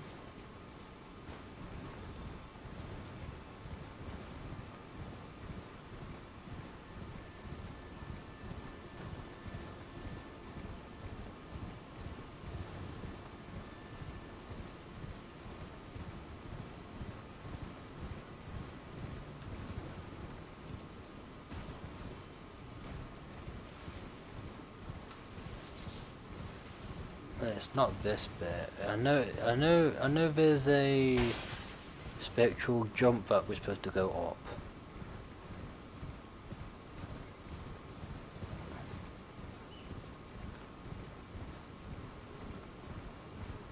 But I just can't know where it is. It's been so long since I've done this. And I'm going to remember this for my next playthrough.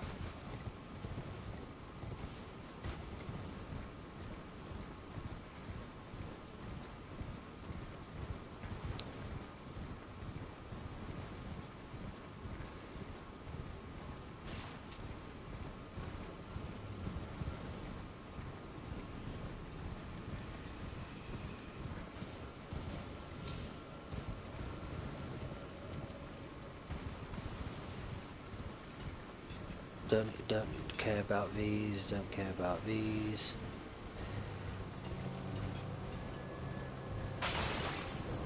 There it is. So we was in the right way, we just didn't go far enough. So all we have to do is just jump up and it should get it. Well, we need to land onto it. Whee! There we go. The seal to the rise has opened. So now we can go back to the tower and grab the loot that's inside of it. Then we can progress our way up here and kill these enemies. Because obviously we need to get the runes back.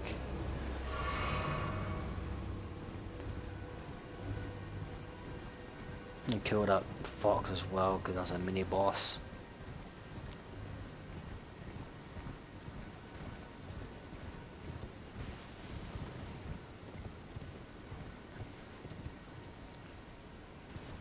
But yeah, once I end this stream, I'll look at Universal Studios Japan and I'll post something on so you can have a look. But yeah, their restaurant pretty much makes all the most of the food that you see in the games from scratch, and they are spectacular. And obviously, being with the culture of Japan, it's not ideal to waste food either. But they might be more lenient with foreigners, but I've never been to Japan, so I wouldn't know. Because obviously lately, a lot of people have been getting arrested in Japan.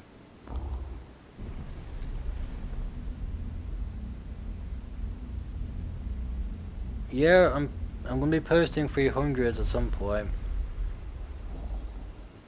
I'm just taking a break. I've got a Lunar Garen at level 299, so I'll be getting that to special investigation. And then I need to get special investigation for Mizu. And I also need to get a special investigation for Damio Hamator. What else?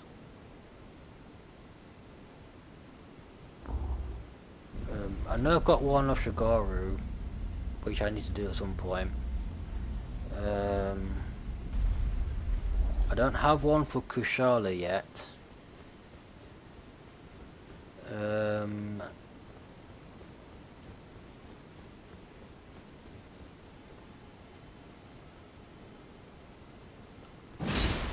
In Monster Hunter Rise, I'm not too sure because Charge Blade is a bit finicky. When it comes to World and Iceborne Charge Blade, I use it on most monsters, but when it comes to Elder Dragon specifically, I use different weapons. So basically for Alaxion, I use dual blades. I use hammer for Fatalis. Valkana is probably a charged blade matchup if I ever went back to Iceborne to do Tempered again.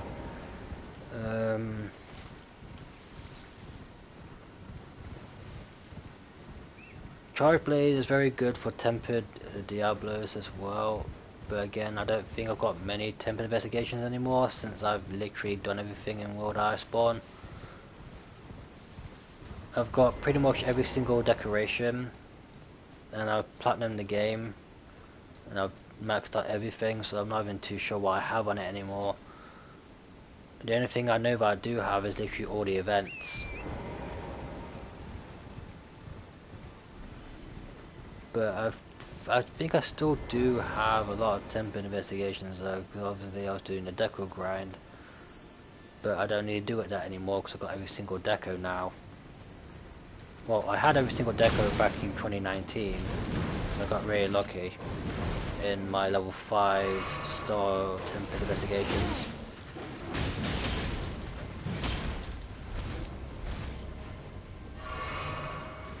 Both World and Iceborne took me a long time to plat, mainly because I had to wait for the events to come for the crowns.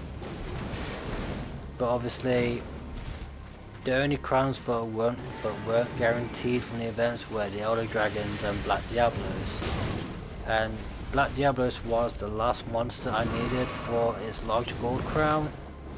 But I got it eventually from doing a tempered investigation, and I think it was high rank. Yeah.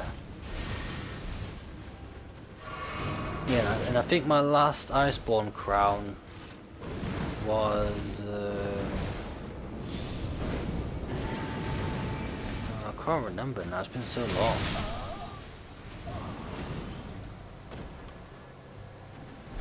Yeah, I think I platted it back in 2020. Either 2019 or 2020. 2019 is when Electron got delayed.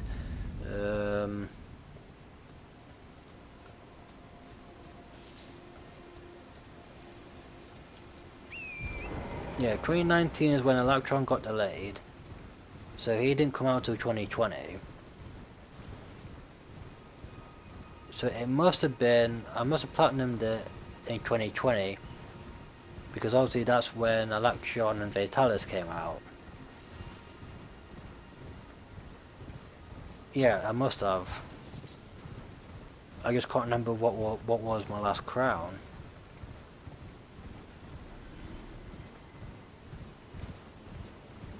Because obviously most Elder Dragons and Black Diablos didn't have a guaranteed crown event. So you had to do their quests like the Tempered Investigations or their special quests. And this fox is actually hitting quite hard.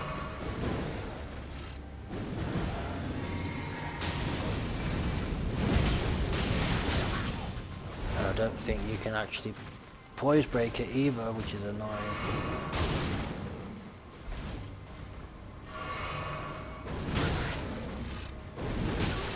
Oh my god. This thing's harder than a dollar.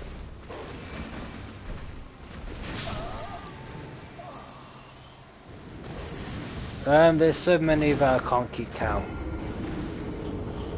There's a lot.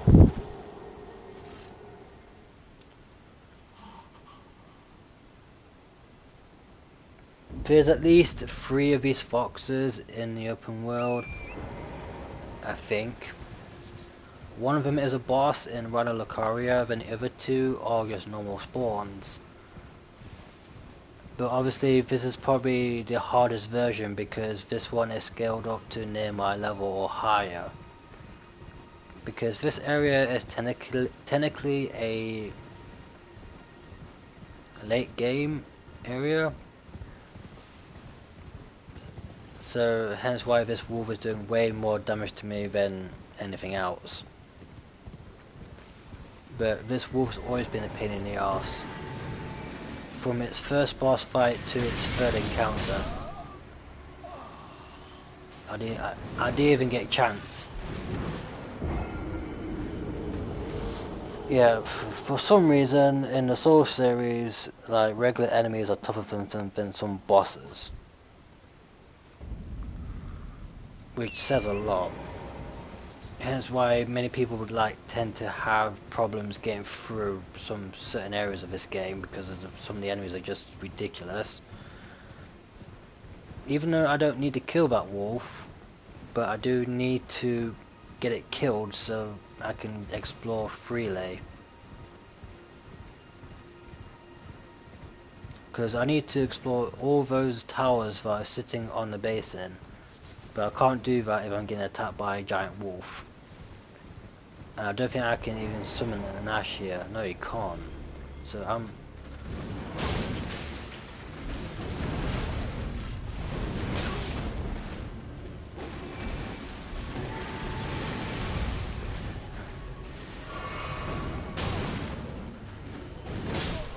Oh, come on.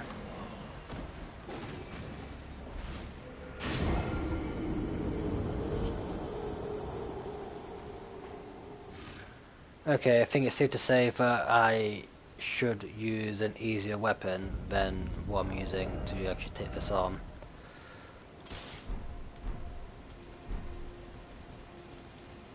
Because again, I need the Great Runes again, because they were nearly all gone.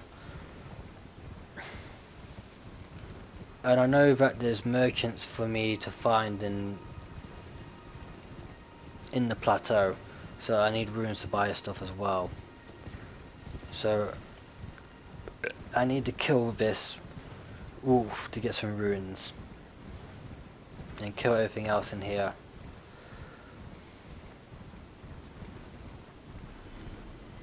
Even though I might be a bit under leveled, but... Unfortunately, I'm one of those people that I get really stubborn if I can't beat anything, like I won't stop until it's beaten. It's how I play Monster Hunter as well. Like, when Electron first came out in 2020, obviously the Monster Hunter community was moaning that it was too hard. And on the day it came out, it took me at least 20 tries. Well,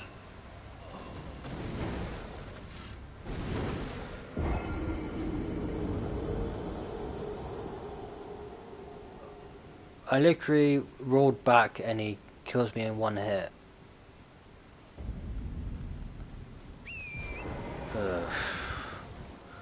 So yeah,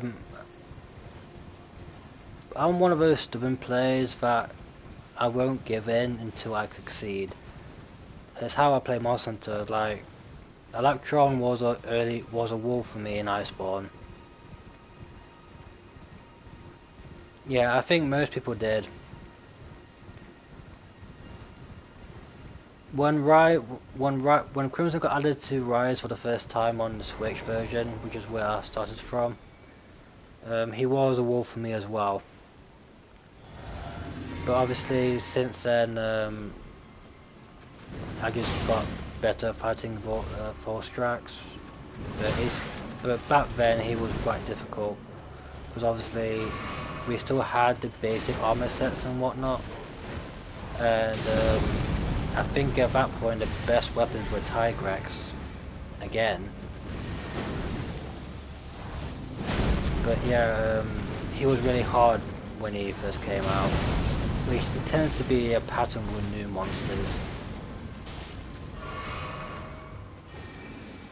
Yeah, he's one of my favorites as well. But I don't know, Crimson Glow seems like a waste of a variant. Oh, come on.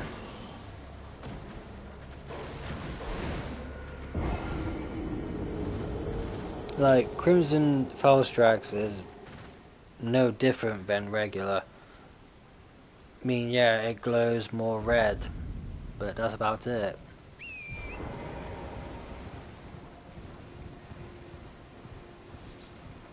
But yeah, so I fought Felstrax way before Crimson Glow came out, because obviously I played Generations Ultimate,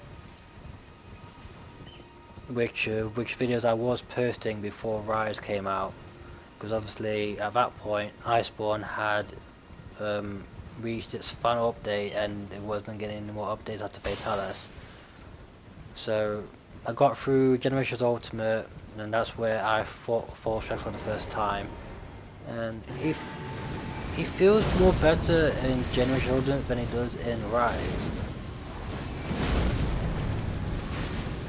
But Crimson is not much different than regular Felstrax, which is why I'm saying that maybe they should have just added normal Felstrax instead of making a slightly different variant.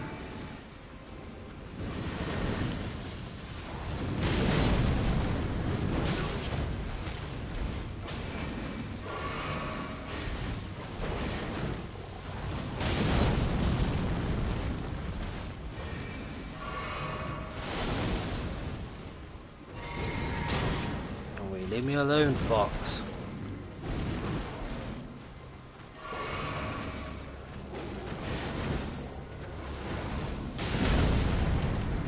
It's nearly dead.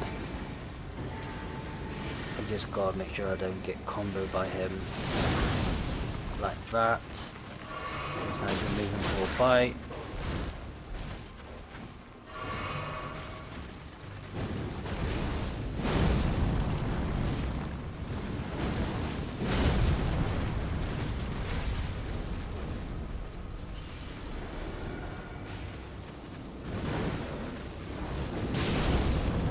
And he's finally dead.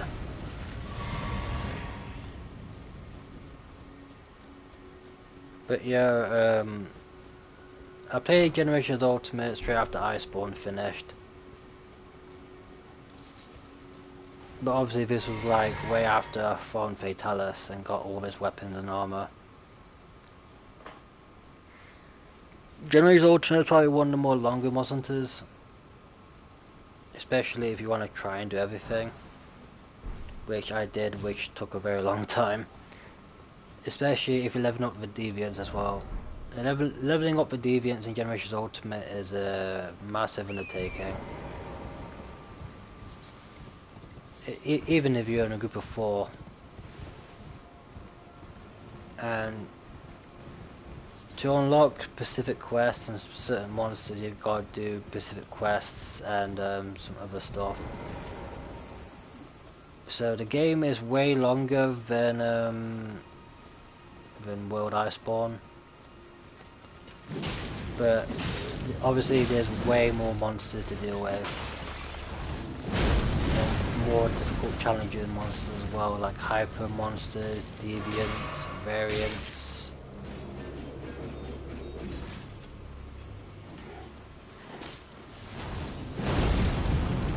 Well, I'm not doing anything to this.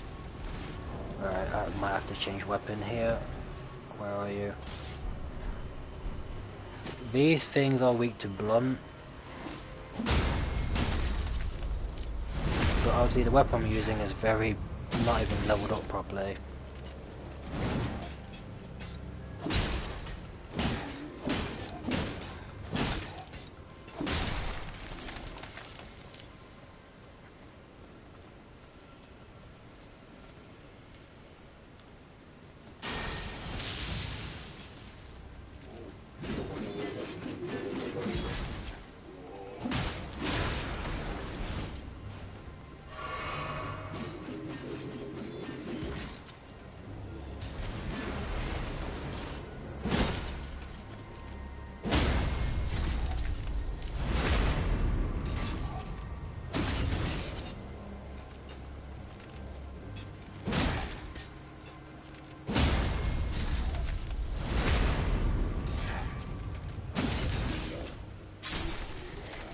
The Morning Star is a very good weapon. I like this weapon, but it's only good against those things. Well, it's good against other things, but it's best against something like that.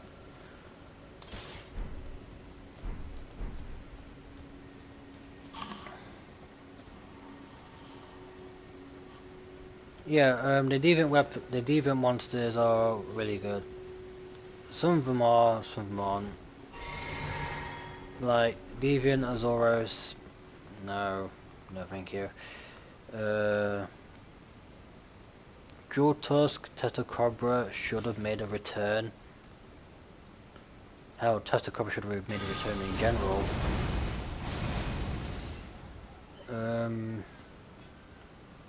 Silverwind Nagakuga is a good one, but it can be annoying. Hellblade Glavness is really hard. Like, just imagine a Glavness with just a hotter Glavness. Same with Elder Frost, it's just a colder Gamma.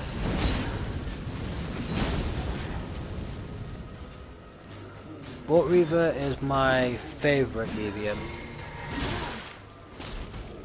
I think I said this in my one of my top 10 videos. Bolt Reaver Astalos is my most favourite deviant in the whole series, and he is a monster that should have been brought back in Sunbreak. But Bolt Reaver, no, not Bolt Reaver.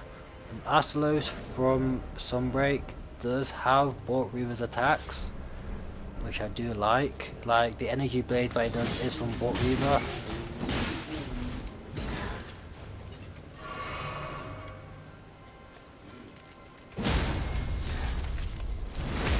But other than that, I don't think deviants are coming back. Maybe not as mainstay monsters, but maybe as events.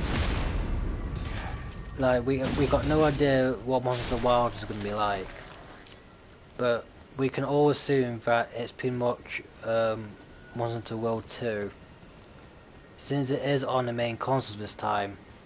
But obviously this time it will only be on the PS5 and the Xbox Series. But I'm just glad it's not on Switch again, because my god, the Switch is terrible. Like, don't get me wrong, it's the reason why I bought Rise and GU, but my god, the frame rate is terrible.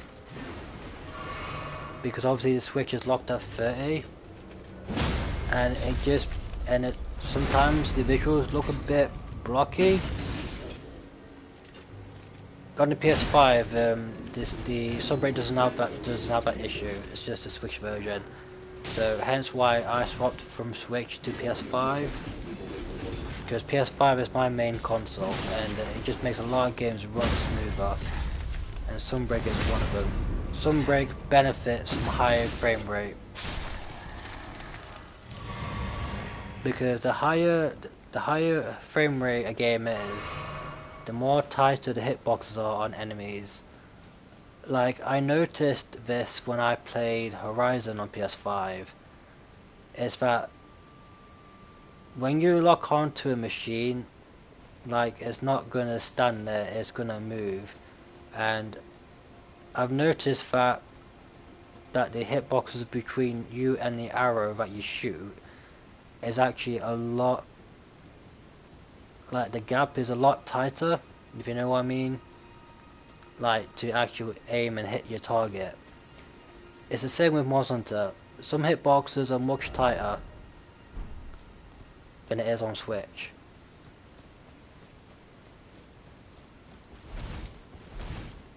And the same can be said for Iceborne as well. Because obviously with Iceborne being played at 60 frames per second, it makes PS ammo really broken. Because the way PS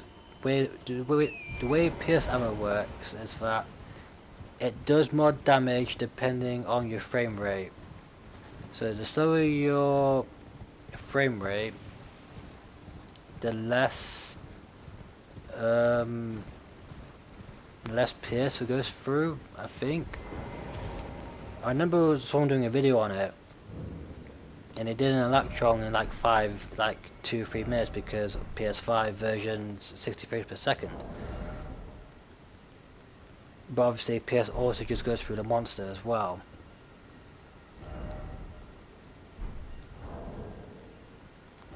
Okay, so we've reached this point. This is also another boss we need to kill. This is going to be one of the harder ones because this boss gave me a lot of trouble the first time round. When I actually first played Elden Ring, which was over a year ago. Active Black Knight Ringleader, this guy is hard. Like, this guy's harder than most main bosses. Oh no, he's already took my health down.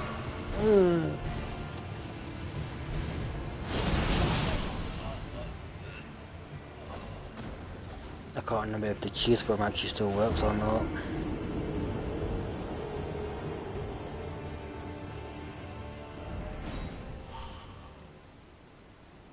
Because obviously this game's had many patches since it released. I just got to remember how you're supposed to do it. The cheese is to make him stop aggroing you.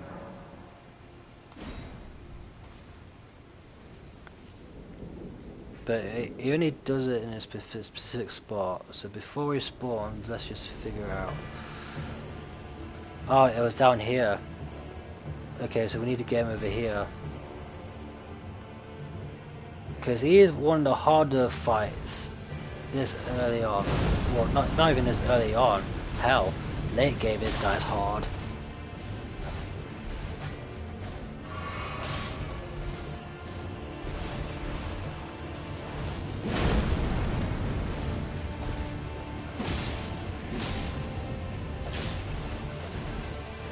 Best thing for us to do is actually stagger him. Oof. This guy's got the same attack as Millennia. He's got the waterfowl attack.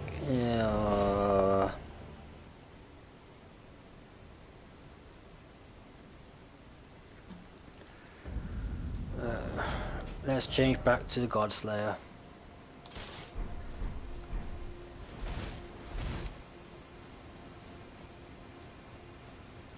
And we don't have any arc runes either, so we can't even increase our health.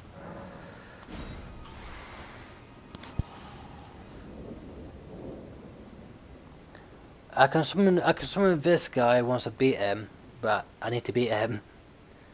Because he is a legendary summon.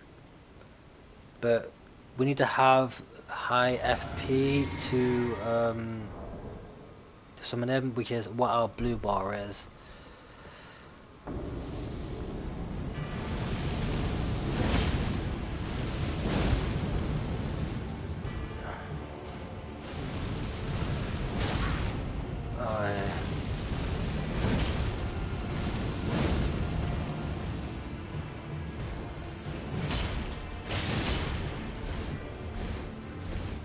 Yeah, I gotta make sure I don't actually fall off myself. So if I just... Right, he missed me.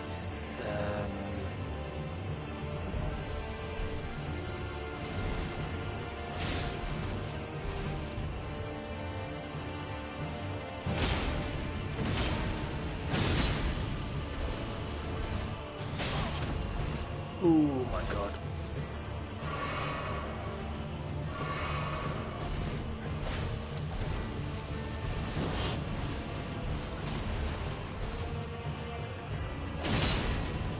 I think the only way to actually defeat him is actually if we poise break him, but again I don't know how much it's going to take. Because the main thing is we don't want him to be aggro, we want him to be docile so we can just chip away his health. But I can't remember how you're supposed to do it. But obviously it might be patched out since then.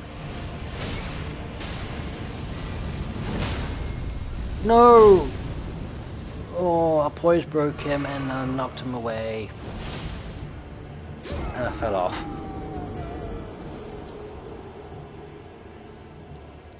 Yeah, I am actually going to need this guy if I want to take on Millennia. Because Millennia is probably the only boss that I can't actually defeat on my own. She is that difficult.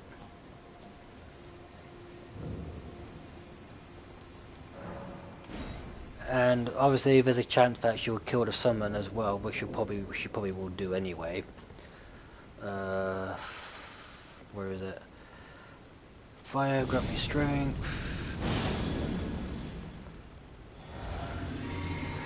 Let's try two-handing.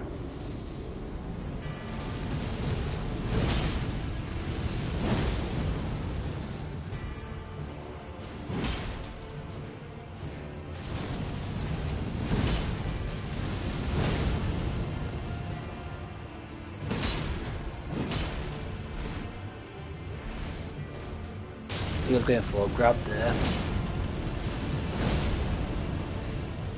Okay, I need to restore my FP. We cannot get hit by that attack whatsoever, because that attack will permanently decrease our health for the entire fight, which we don't want.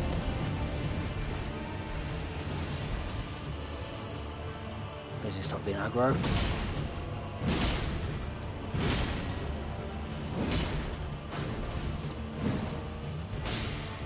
Wow, I got stuck on a wall.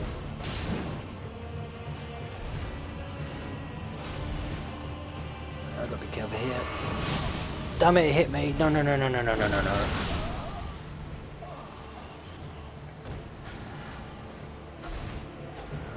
We're doing quite well.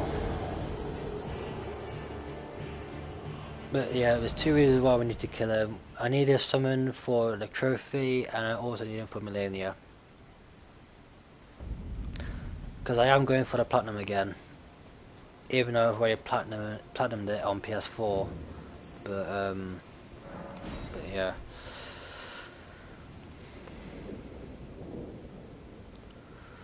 Right.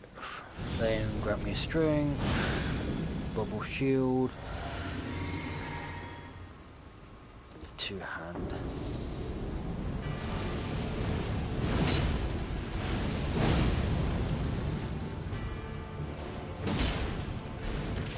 Oh, he grabbed me. At least his shield took most of the damage.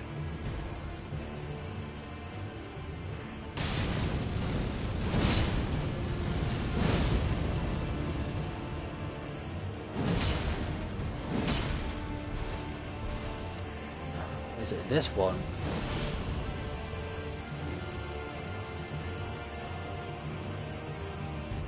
Oh, he's stuck. Oh, he was.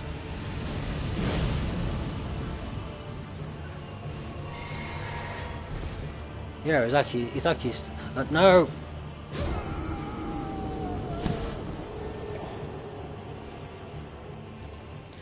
I know what to do now. I need to get it stuck in that position so I can just chip away its health.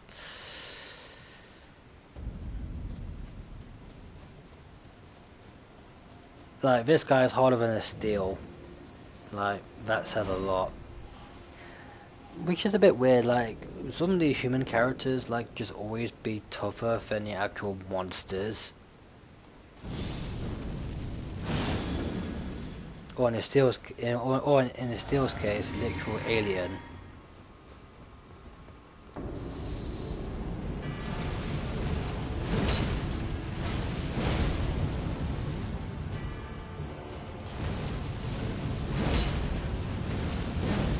Okay, he's being smart.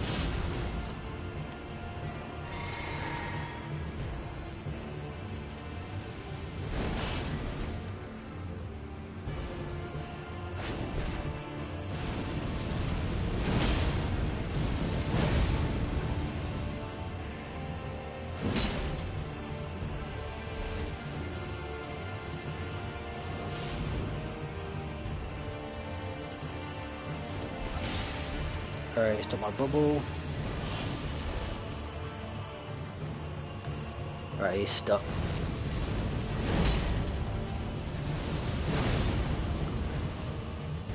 I have the high ground. You can't get me, bitch.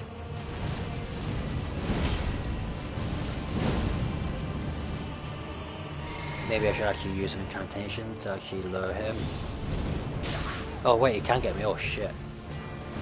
Yeah, they must have patched it.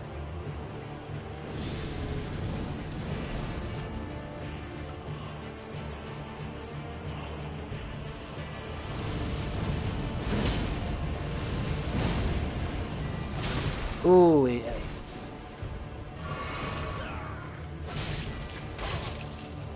Okay, I'm being punished.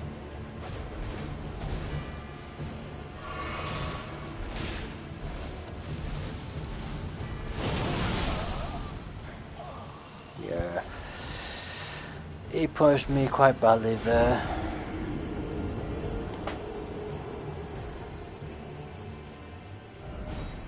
We will beat him eventually. It's just that I can't let him do too much damage. I can't let him do that waterfowl or water flow or whatever it's called, what Millennia does. I can't let him do that. If I let him do that, it's pretty much guaranteed death. Because there's no way you can avoid that. Especially at close range.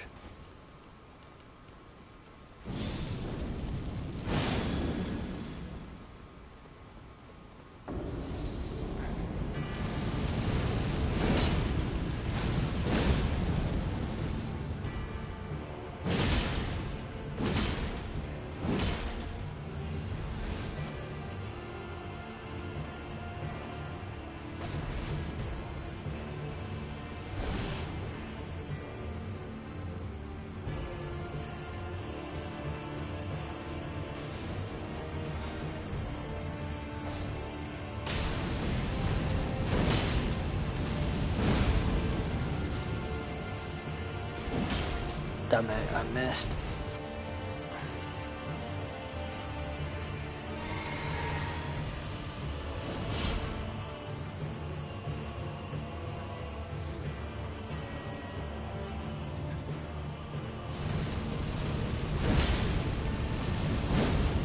Oh, I missed. No. Oh, crap.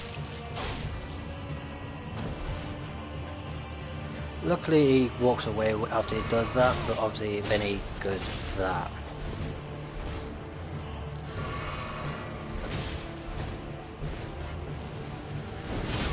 Crap. No. Right, my health is permanently debuffed now.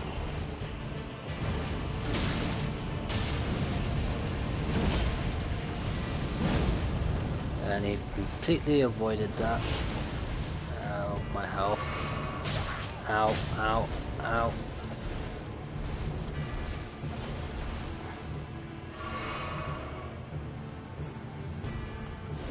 If anything, I need a brick of poise on him.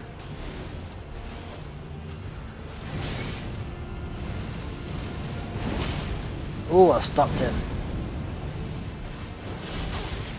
Oh, that nearly killed me.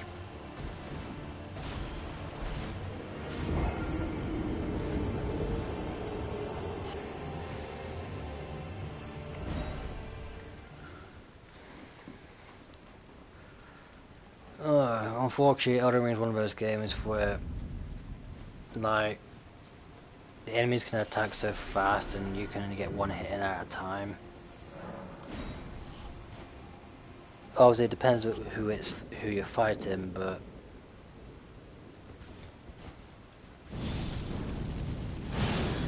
I just need a good advantage over him.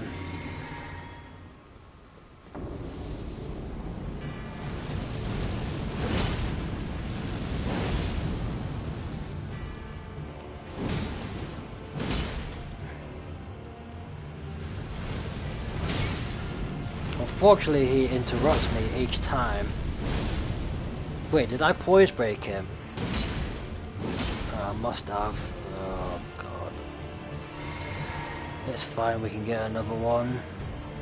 If we're lucky.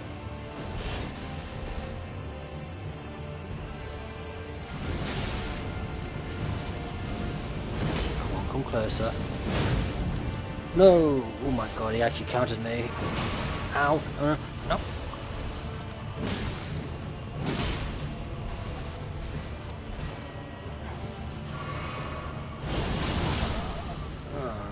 course he does, his fucking waterfowl. Oh my god.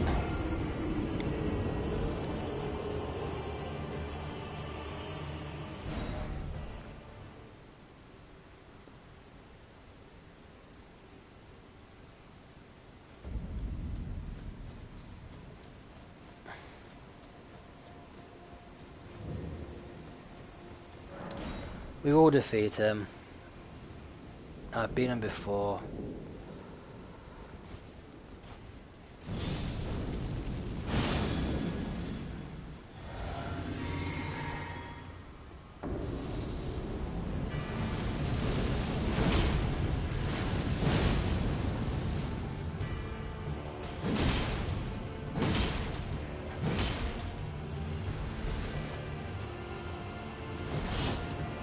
Right, so he does that at long range. So as long as we stay close to him... Oh, never mind, does it short range as well, never mind. He's beating us hard here.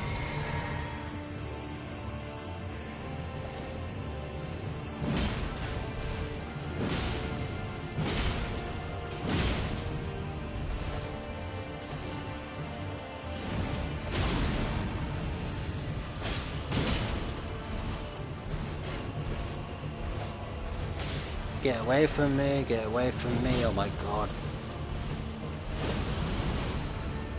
So you can avoid that, but you have to be out of range.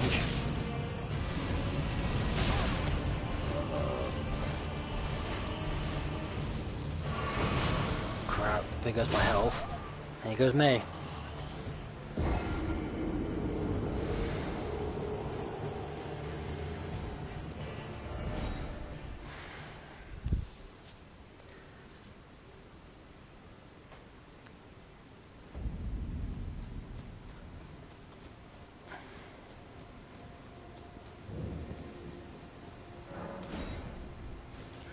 It's just a shame that Flame Grant Me Strength doesn't last very long, because it's a really good buff.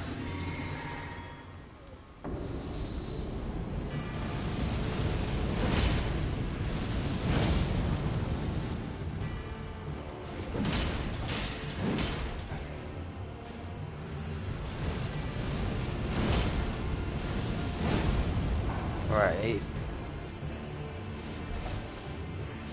Come on then.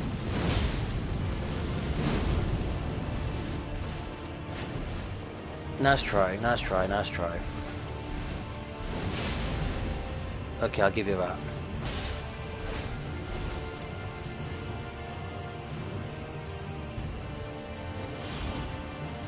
Right, let's heal up.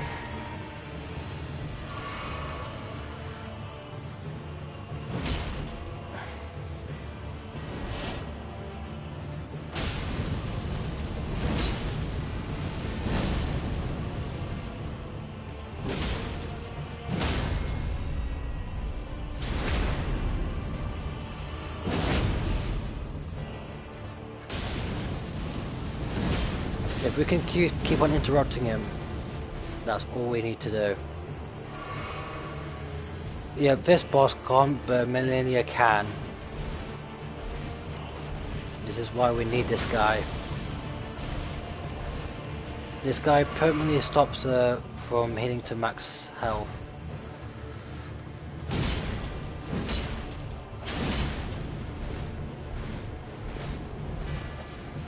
Right. Might be worth... Yeah, good thing I decided to run away from that. No! Oh, got him.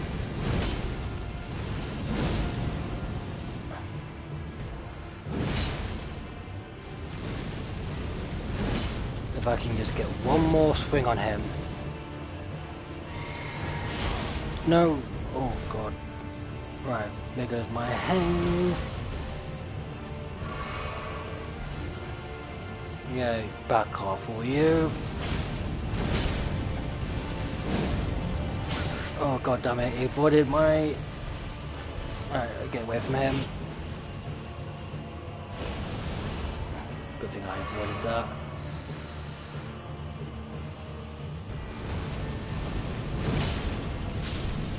Got him.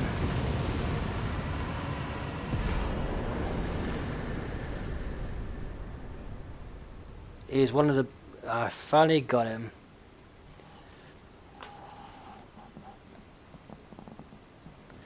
Yeah, most bosses can't heal themselves apart from Millennia. Millennia can, which is why she's one of the hardest bosses in not just Elden Ring, but in the Dark Souls series. So we kind of needed him for that. So I think we've done everything in this area now. I think.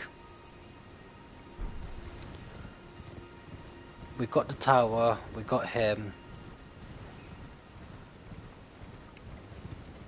We killed Adula, we got the Dark Moon, more the Moonlight Greatsword, we got that. I'm not sure what else we need to do up here, apart from maybe kill the dragons that's on the upper level, but I don't know.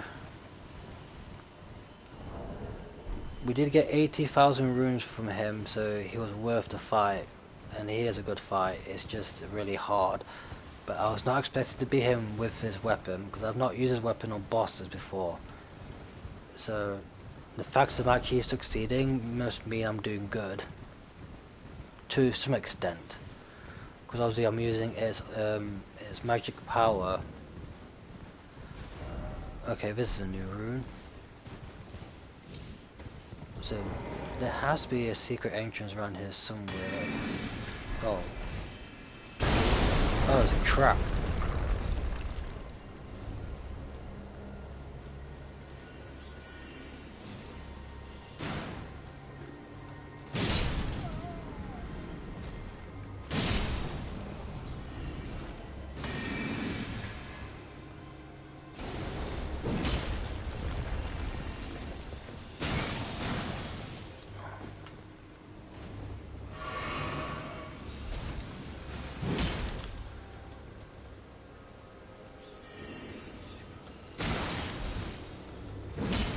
Come on.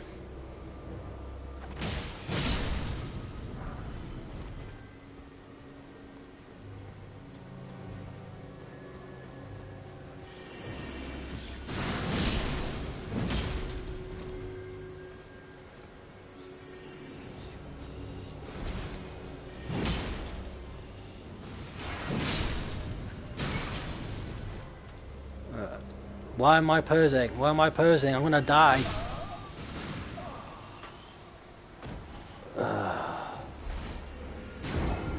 That's one thing I don't fucking like.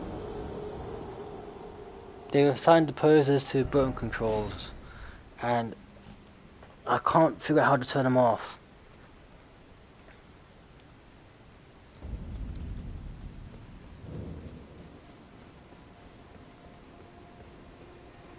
And I swear to God if I lose all my bloody runes here.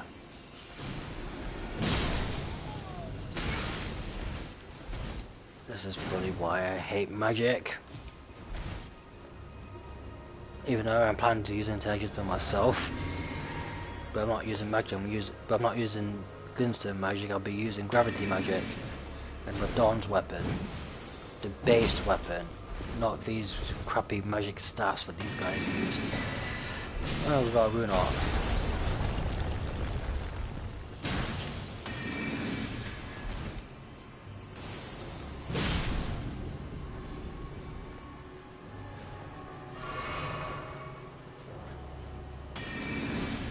Swear to God, this place is booby trapped to the brick. I don't think anyone's actually been here because I've not seen any messages or anything. Unless there's actually nothing here and the only thing was worth getting was a rune arc.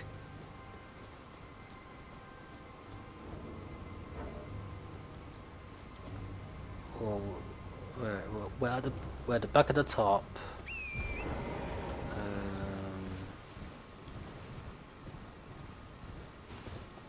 Wait, here we go. Try attacking.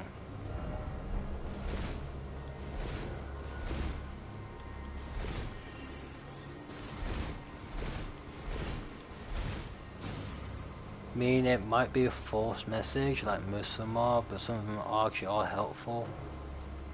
Especially for secret passages.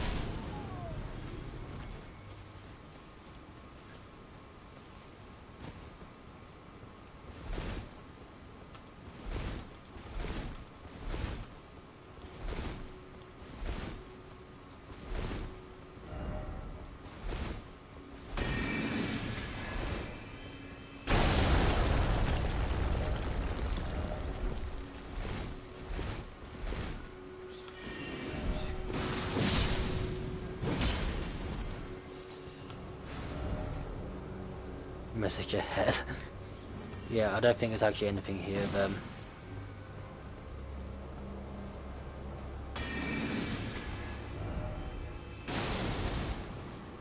Yeah, there's literally just booby traps everywhere.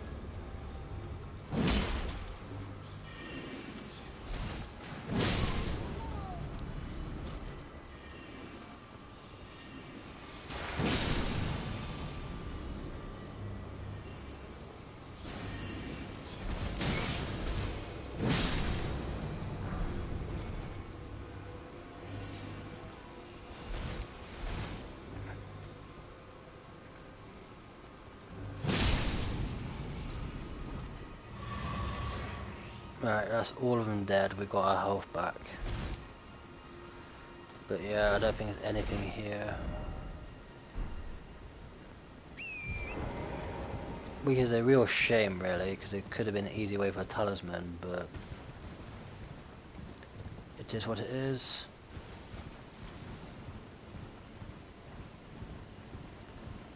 Okay, here's more dragons. Or is it just a one? No, it's two.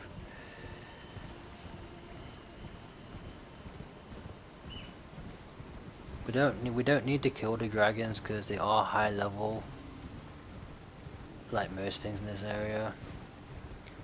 And you don't get anything from them apart from runes anyway. So we'll kill them if we actually need the runes, but we don't need the runes right now, since we got loads. And did I pick up any extra ones? Yeah, 1-9. Which gives us 38, well, 3,800. So I think we're done for this section here. But Ronnie's questline is pretty much done. So let's head back to the round table hold.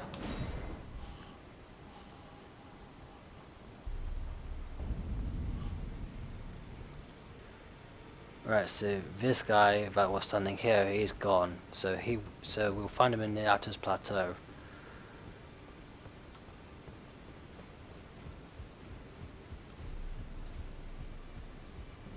Greetings, are you here for spirit? Right, this is the person we speak to upgrade our ashes, and we need to upgrade this guy.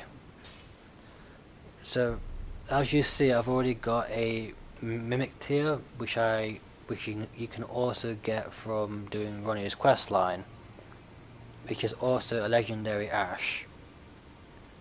So I had to pick it up. So let's upgrade this guy.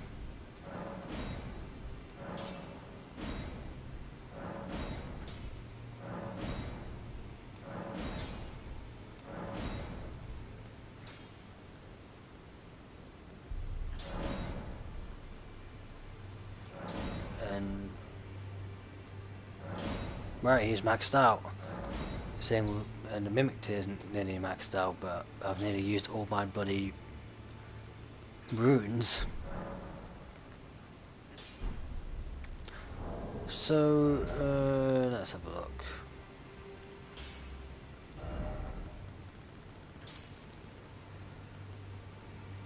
Yeah, so he requires 132 FP to summon.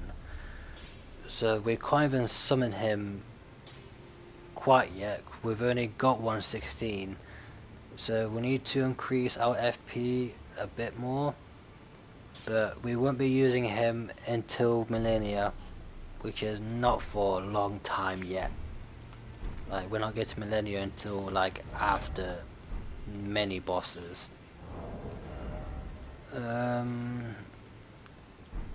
Do I have anything to sell to this guy? Well, I took you for no matter. Lay out your arms.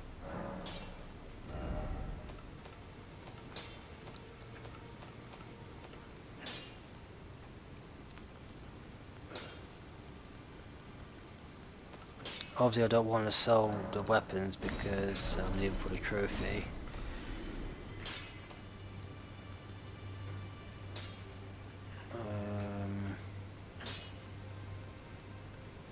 Oh wait, I just realised something. We need to go back to Ronnie's Rise. I forgot I completely forgot. Right, we need to head back here.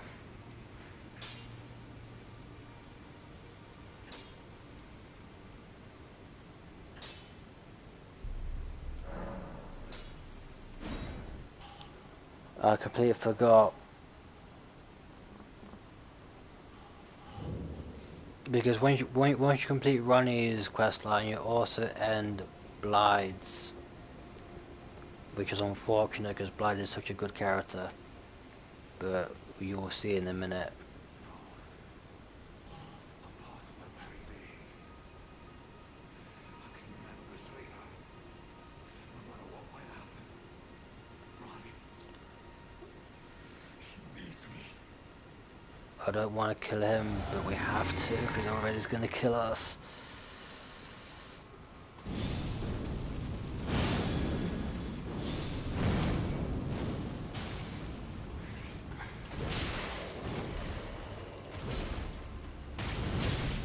Oh my god.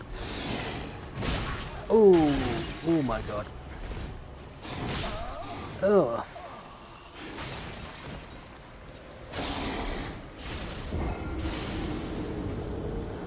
Yeah, if you've seen my other playthroughs, we've seen this guy quite a few times.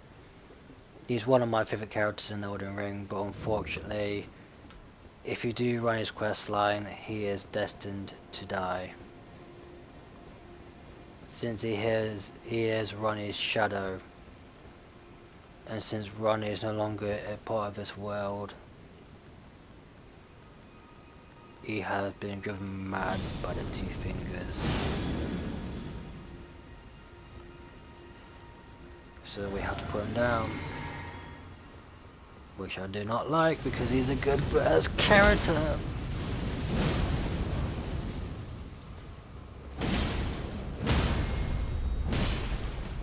I'm sorry, Blythe.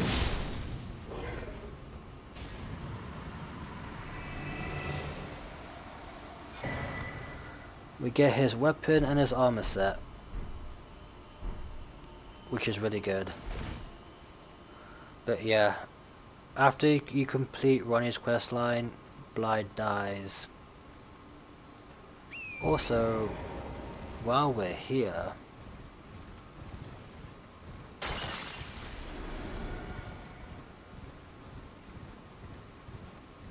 there's many things that we learn as well.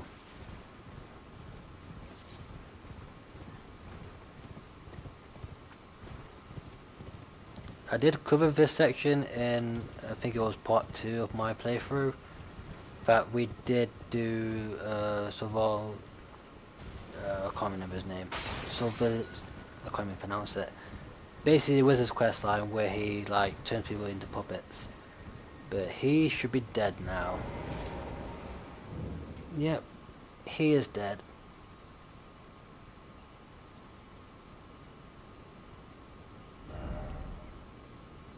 Oh, so he can still buy his puppets, okay. Sullivar's bell bearing and his armor set. Yeah, so basically he was killed by Blythe. Because this guy is a traitor. But I'm pretty sure he killed him after Radon. Or was it before? So we now need to go to EG.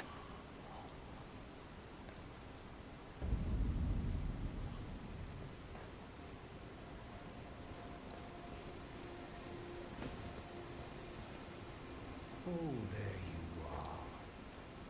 Good of you to drop by. Have you heard?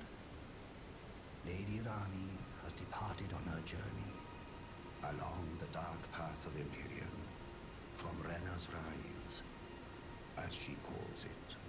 It would not have been possible without you. As Lady Rani's war counselor, and moreover, her childhood warden, I express my deepest gratitude. You and only you were Lady Rani's true champion.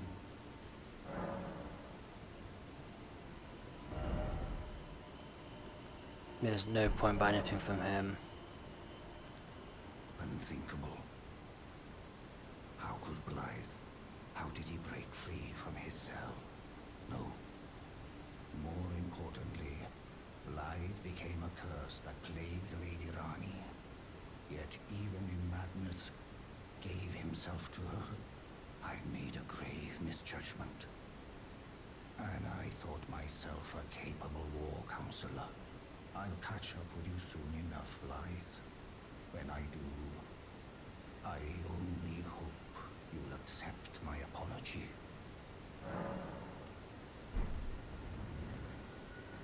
This is heartbreaking. And you'll see why in a minute. Yep, he's dead.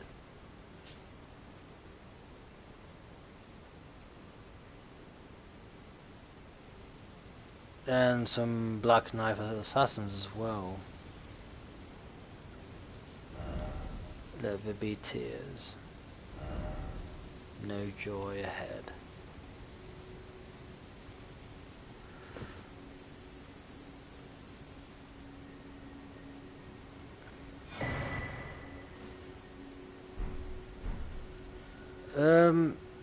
I think it's implied that he killed himself or was killed by assassins. We don't actually know how he died, but he wanted to die since Blythe was killed. But unfortunately, Blythe was destined to die, since he was created by the Two Fingers to be Ronnie's most loyal follower. So as soon as the Two Fingers found out that Ronnie wanted to kill them, they basically made Blythe go insane.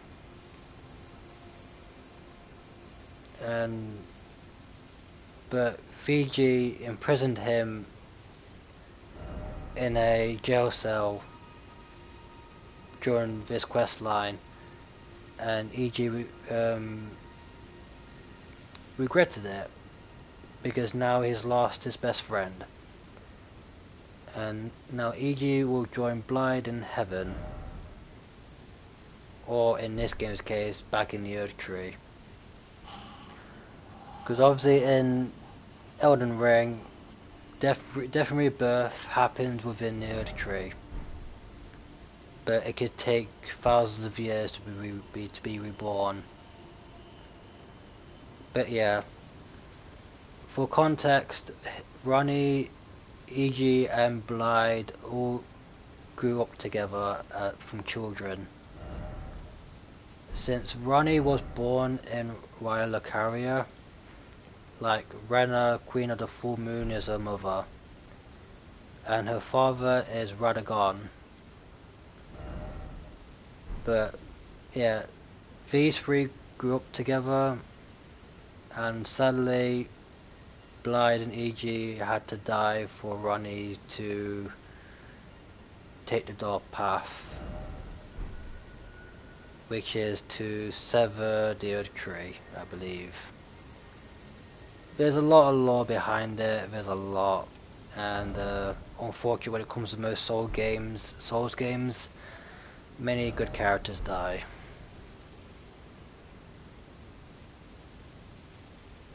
But yeah,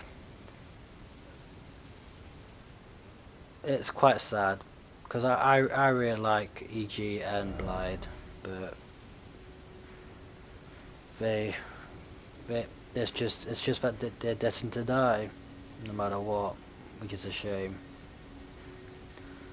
But that's only one of the few quest lines that can be done, because a lot of good characters in this dies, a lot of them.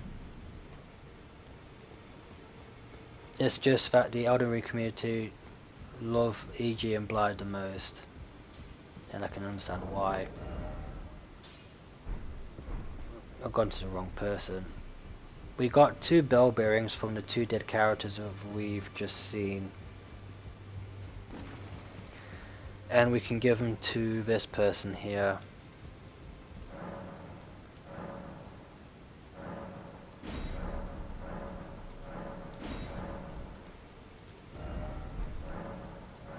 So we've now got Solivars, Bell, Thorpes, D's, Rogers and EG's.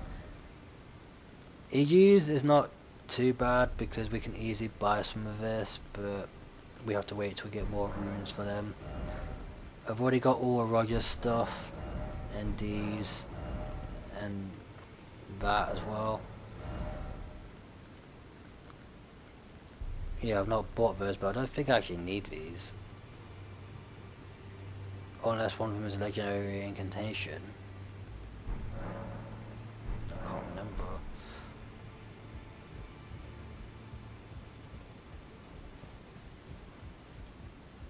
I asked you not to disturb me. Thankful of the holding is over. Go fuck yourself, dung eater.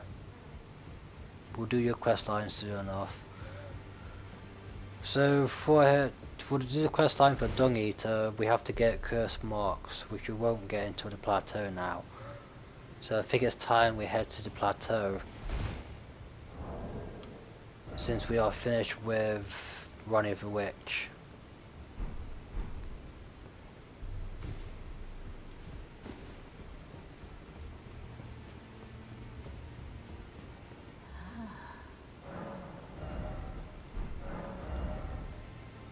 Alright, so from Regal Ancestor we get an axe and FP.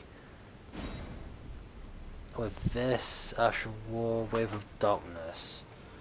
Usable on great axes, great hammers, great spears and colossal weapons.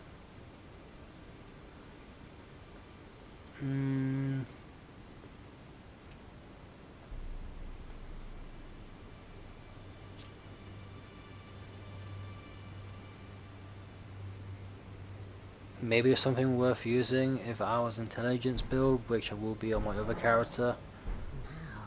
But obviously, I'll be using the Radon's weapons, not the other stuff.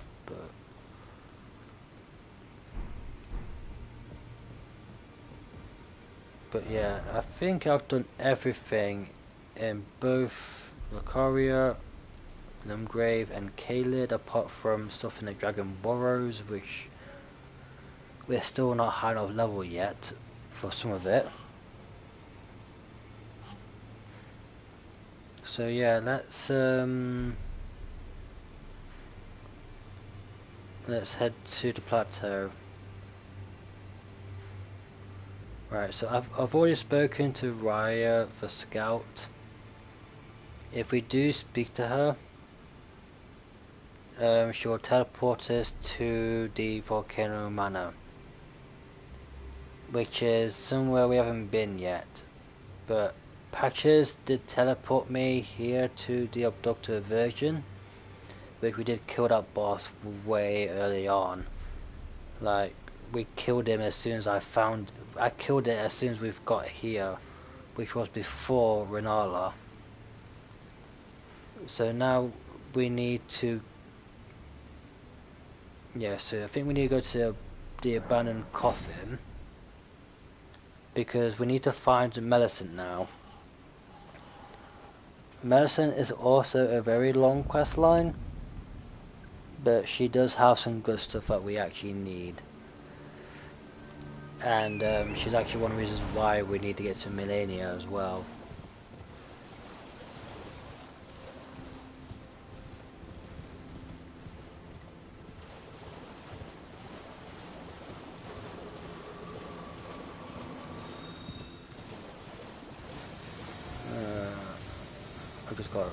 I just don't remember this area. Oh, it's been so long. Sacred Order.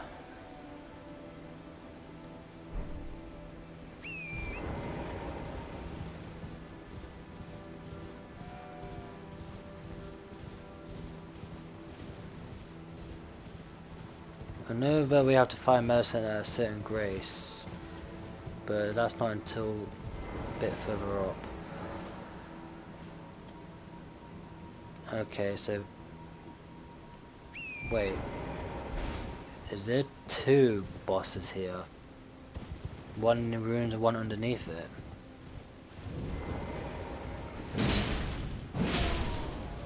perfumers, great.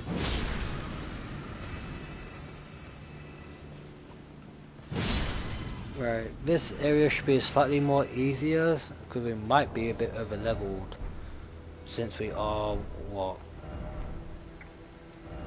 level 90. Oh, I'm gonna kill it. Oh god.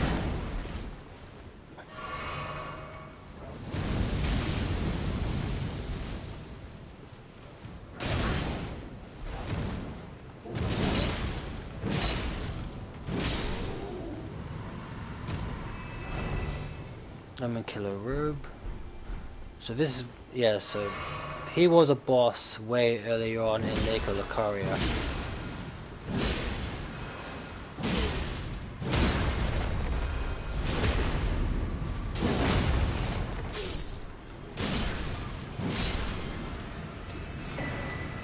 Perfume bottle. I think that's a talisman we just picked up. I'll give it a read after I've done the area. Not the area, the dungeon.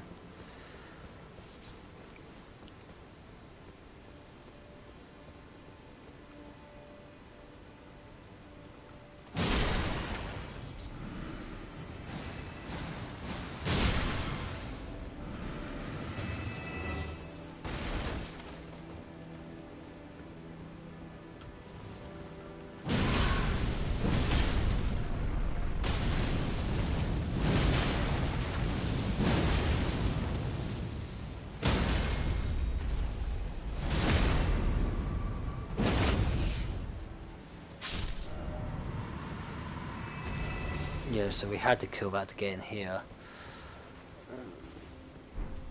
That's some butterfly, and what's this?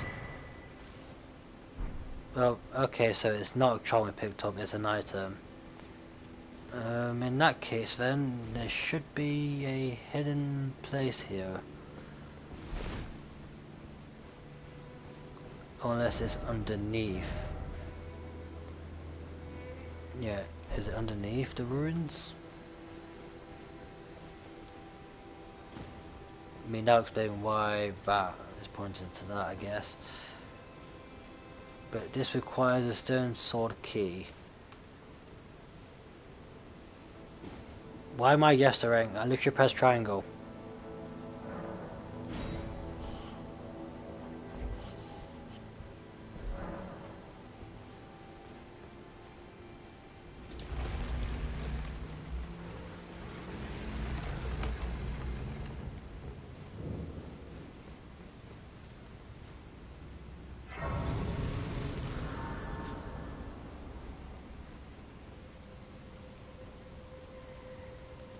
Okay.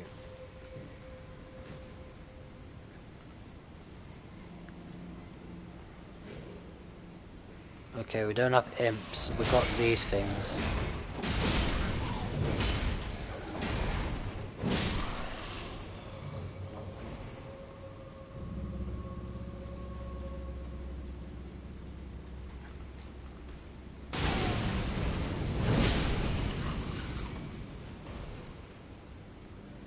Yeah, so it might be a bit over leveled, but that's kind of my fault for doing Ranni's questline.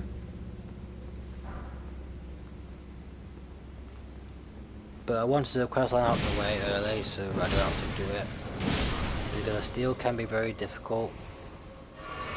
But obviously I managed to do it on my second attempt. Right, so that's where we came from.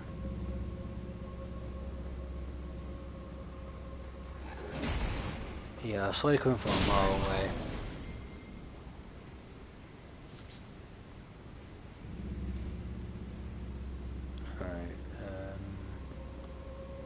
So there are lower levels, but I don't think we jumped down just yet.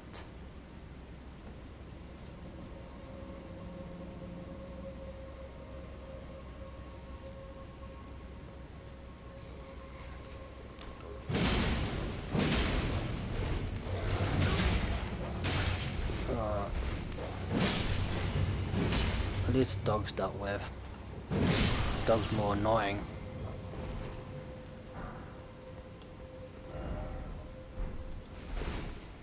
I thought as much. I really gotta stop falling for those hidden passage messages.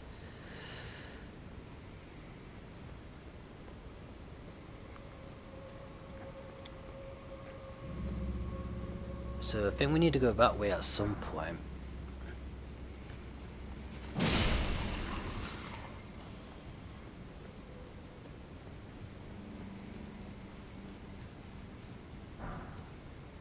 But there's the boss room.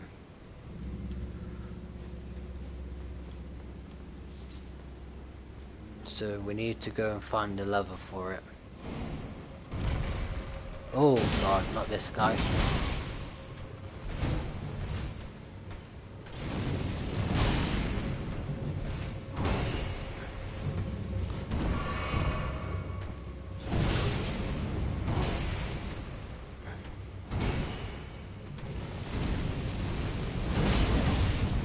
Alright, he didn't get flinched.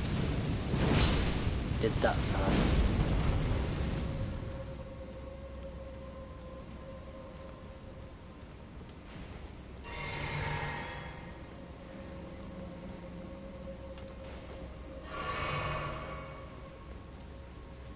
So I think we need to go down here. Oh god, there's an entire thing, entire nest down here.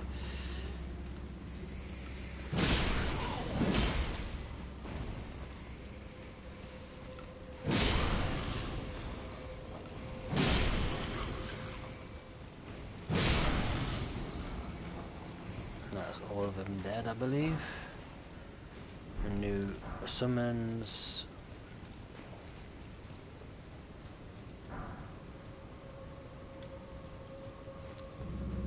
Oh, there's the lever. And we can just jump down and go to the boss room, but there's items to pick up.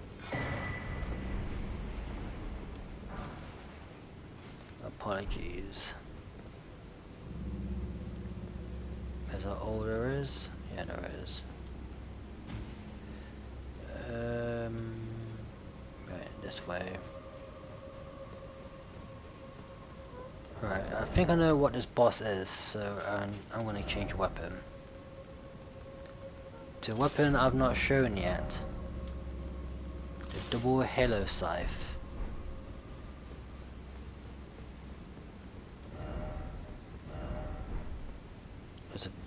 It's a duo fight.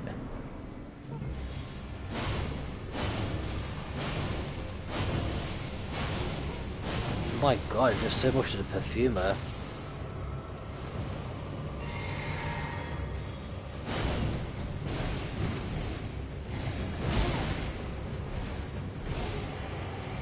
Gotta be careful of both of these bosses.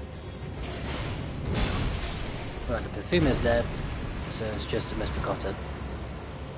And he's got a bubble shield around him actually.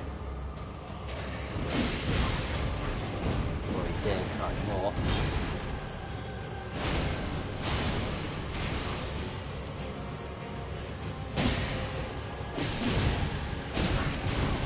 Ooh, I gotta be careful.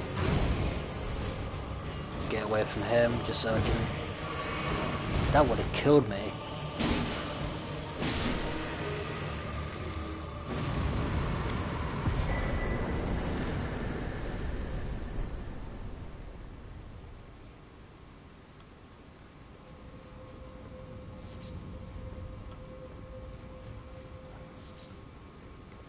So we might actually be at the right level then. But obviously these weapons are not fully upgraded either. These are only level 4, where my godslayer is level 8. So that might have a part to play.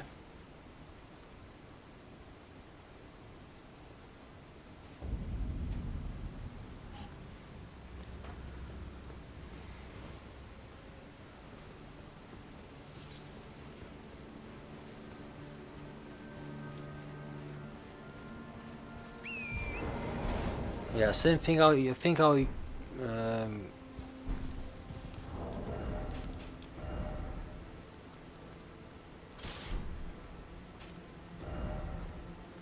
set that up, and I guess I'll be using these again. the grave scythe. Use them for the time. Actually, no, I can't because it makes me have a heavier load. In that case, I'll just go back using the God Slayer then until I can upgrade them even further.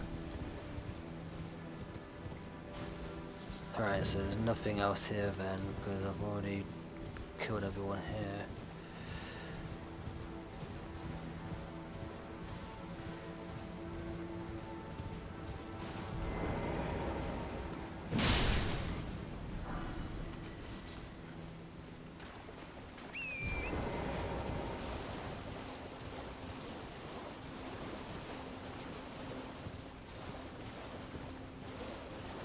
Also, for those of you who are new to me, well, new for watching me do this kind of stuff, I tend to explore everything and get everything done. It's the same thing what I do on Monster Hunter as well. Like, I literally do all the optionals, I do all the quests, even the events. Hell, you guys have been watching me for a while. You probably have seen all my videos, to be fair. But I am taking a break from Monster Hunter just for the time being, because I've recently upgraded. Well, I'm pretty sure I said this already a few times, but I've upgraded my PS4 version of Elden Ring to PS5. That's why I'm playing through it again.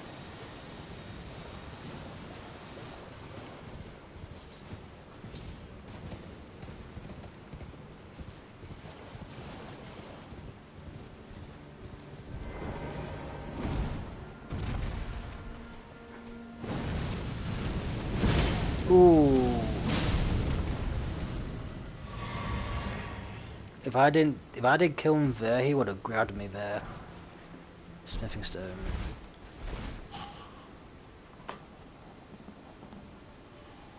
Yeah. I think one of my friends is playing through the Pokemon DLC. I personally don't have Scarlet and Violet because I stopped playing Pokemon after Sun and Moon. Don't get me wrong, I did try Scarlet and Violet because my flatmate borrowed me Scarlet when it came out, and all I can say is that the game felt too easy, like very too easy. So I kind of fell off Pokemon now, even though I've been playing the series since I was a kid. So like I played from the original Gold and Silver all the way up to Sun and Moon. After Sun and Moon, I just decided to just stop playing altogether on Pokemon.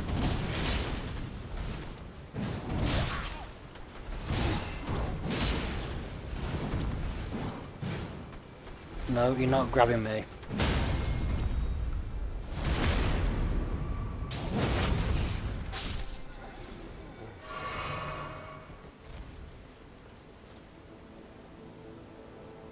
Oh, it didn't even drop anything.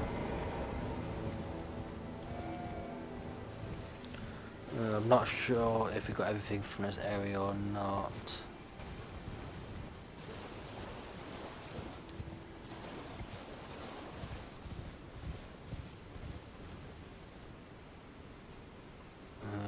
It might be this one.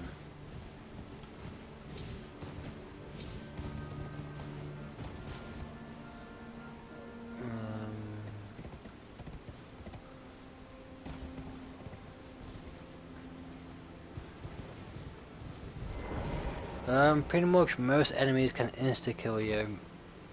Like 98% of them can. But when an enemy grabs you, it can leave you in a very bad state where they can finish you off. Like if they see the opportunity to kill you, they will. Like no matter what. So getting grabbed is probably one of the worst things that can happen to you. Especially when you're just trying to progress a level like I'm doing.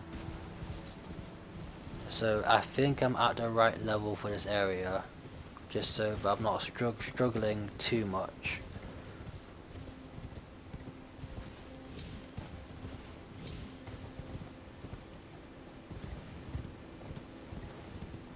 Right, I need a map. I need a map for this area, but that won't be for a while though.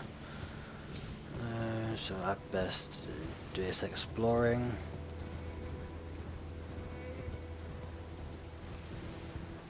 And also, I've already got rid of the dragon that spawns here. But when you do enough damage to him, he flies off anyway, so we'll be fighting later on. So we need to go find Millicent now. Just so the wolf doesn't follow me up.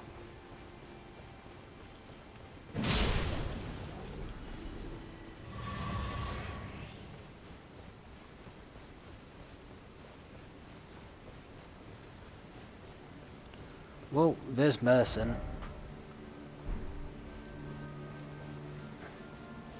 So we need to... Ah, we meet again. In truth, it's been smooth sailing for me. The scarlet rot has stilled since last we met.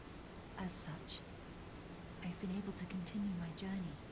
Though rather vexingly, I realized that if I still had my sword arm, I could have aided you in battle.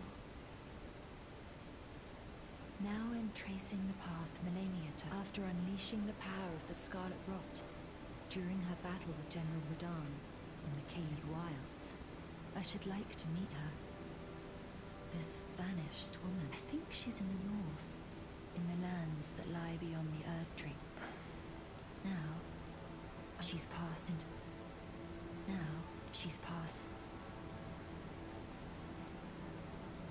Okay, so for Melania, or for Millicent, I need to get an item.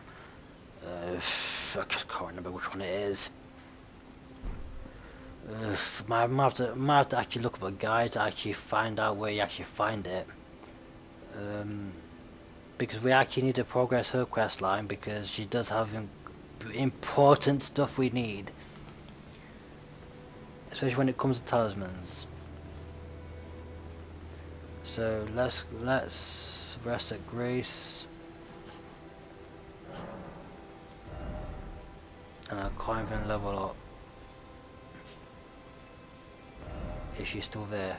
Yeah, she's still there. So I think, well, I know there's a cave up there because I can see the bloody statue there. We need to get up there to get a death root for what's his name? For Gorag Beast Klingiman. I pretty much, I think I butchered that name, but whatever.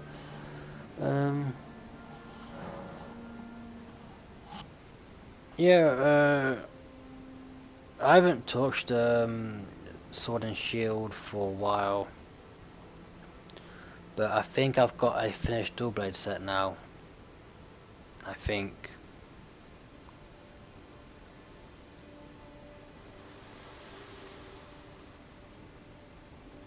The Erd Tree is close, only a little further till the foot of the Erd Tree, and the accord is fulfilled. It takes me back. I was born at the foot of the Erd Tree, where Mother gave me my purpose, though now everything is lost to me. I have to ascertain for myself the reason for which I live, burned and bodiless.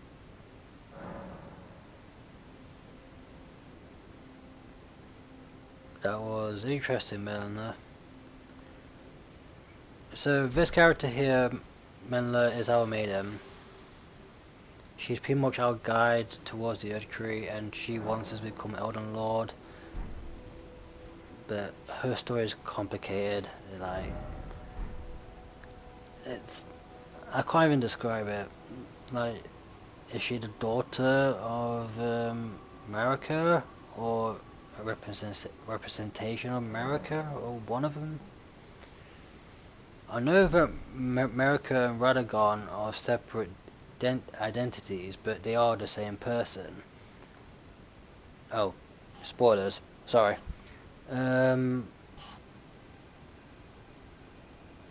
Yeah, I never really understood Melina that well.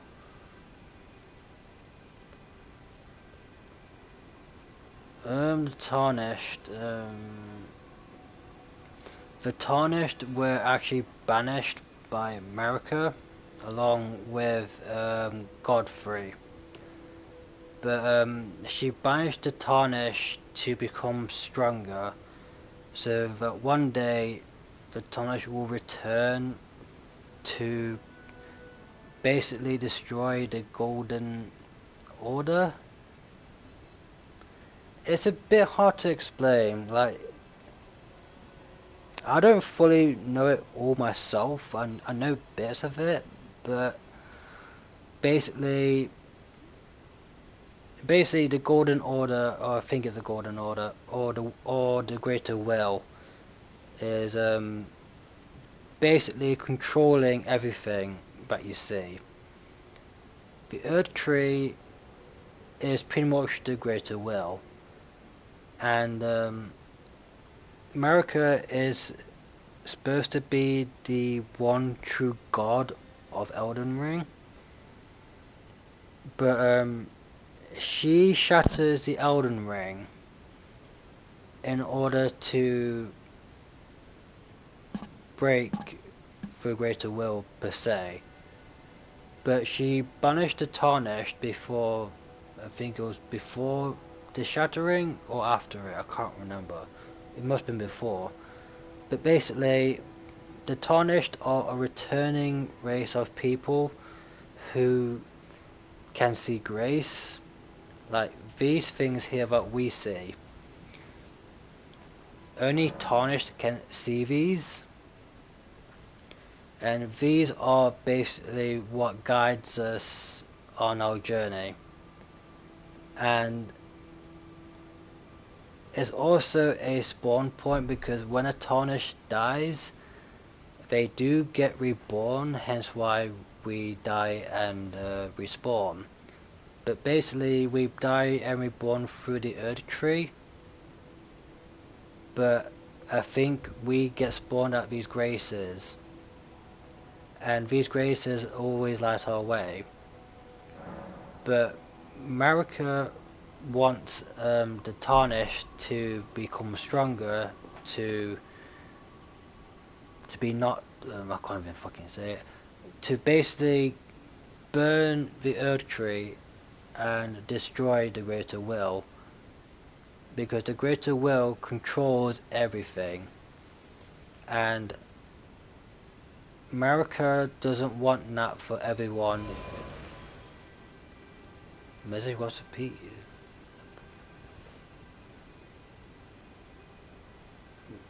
Did my message get appeased? Oh, I gotta have a look. Oh, beware of surprise attack.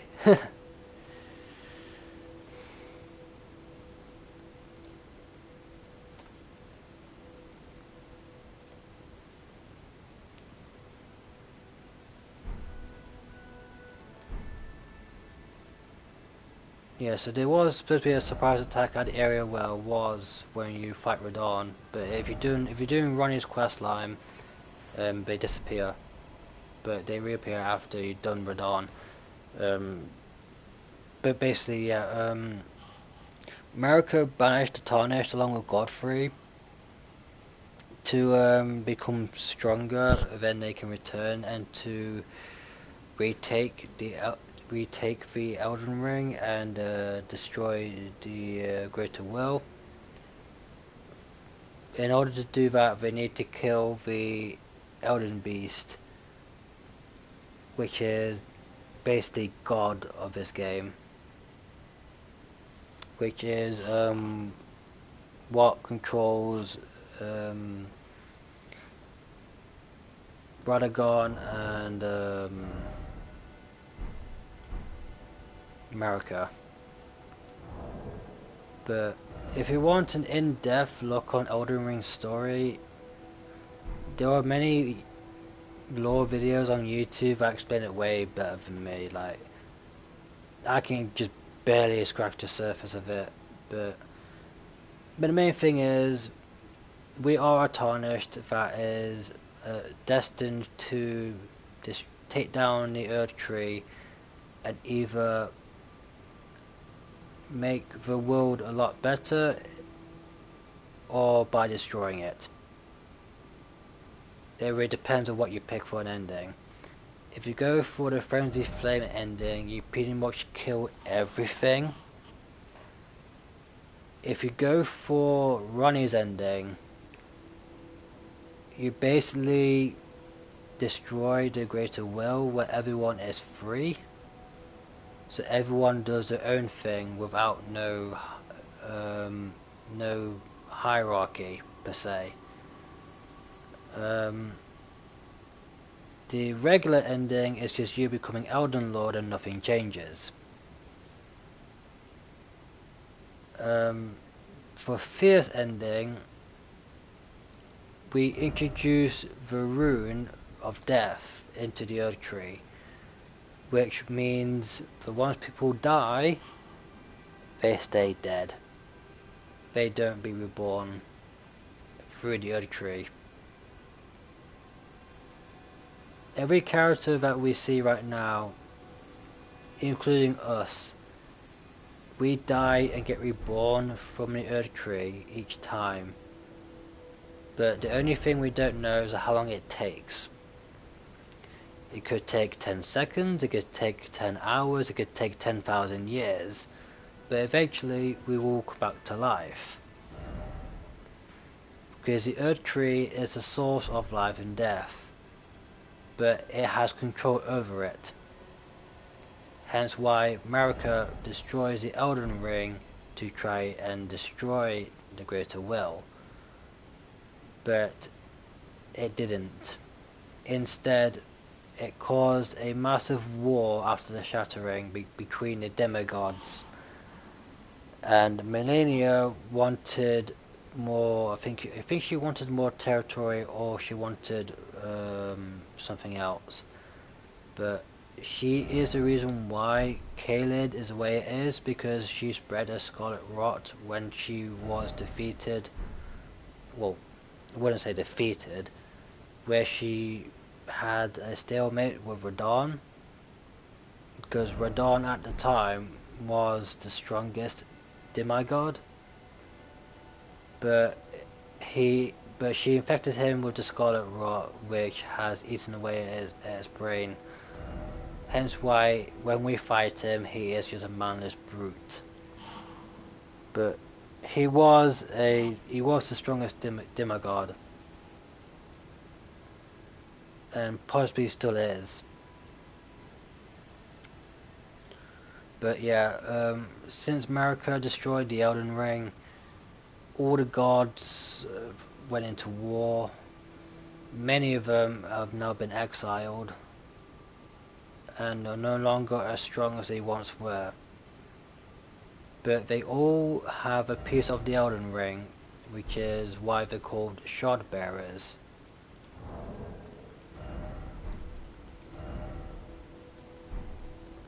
Where is it? Inventory. So these great runes are actually parts of the Elden Ring,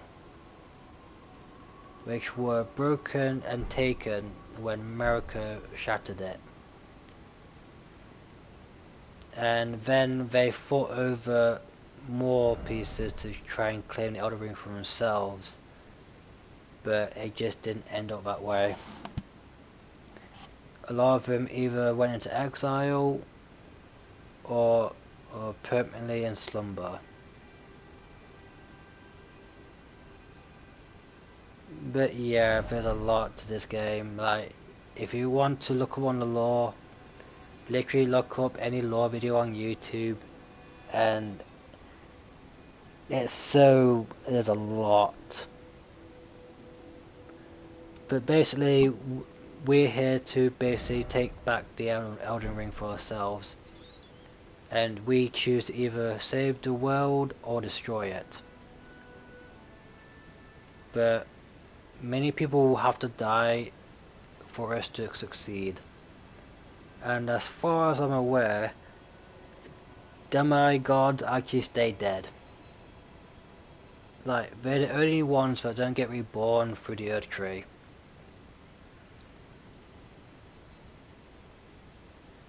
Which kind of makes sense gameplay wise, because if they could be reborn, they could literally be used and recycled for any boss fight. But as for lore implications,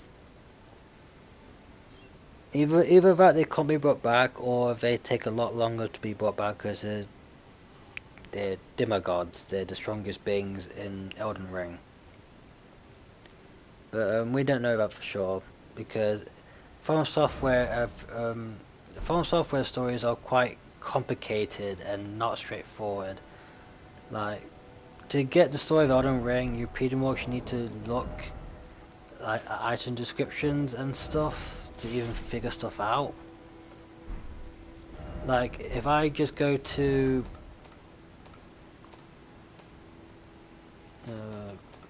a certain item or whatever, where is it? So basically this, curved great swords of black steel wield of General Radahn. Radahn earned considerable renown as a Star Scourge in his youth, and it is said that it was during this time he engraved the gravity crest upon these blades. Maybe not the best lore. Where's his armor?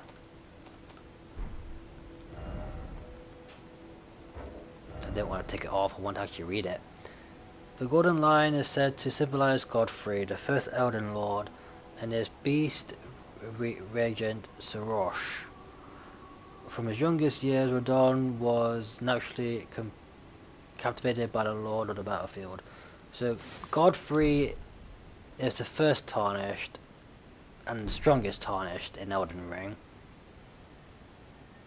Well, when I say strongest, we do actually defeat him. But yeah, if you want a full story of Elden Ring, just literally look up lore videos, because there's a lot to it. Like, there's a lot of lore around every character, like insane amount. Like, there's a lot around Godfrey, around Radahn, around Rykard, around Marika, around Radagon, the Elden Beast, Malekith as well, which is also a spoiler, but I'm pretty sure you guys don't care for spoilers. Great Dragon Lord Plisax, I think that's how you say it. And also Dragon X Fortisax, which is another boss fight we need to do at some point.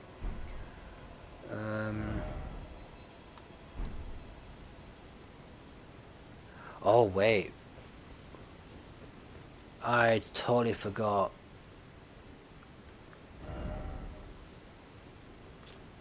Oh, I totally forgot. Where is it? Where is it? Where is it? Where is it?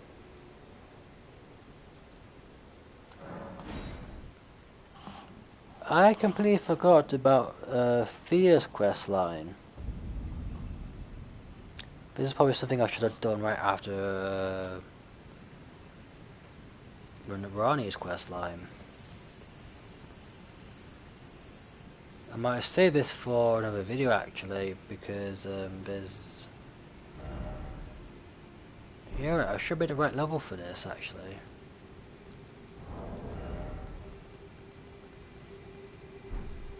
Alright, so let's continue then. Yeah, I completely forgot about this, because we do have an important item that we did need for Thea's questline. If I can find it. Yeah, the Cursed Mark of Death. I think it's that one that we needed. It must be. Right, so there's a crucible knight down there. We have to be careful. I'm not sure they drop anything apart from maybe runes. Okay, he spotted me. Crap. I don't want to fight the crucible knights because they are literally one of the worst enemies to take on.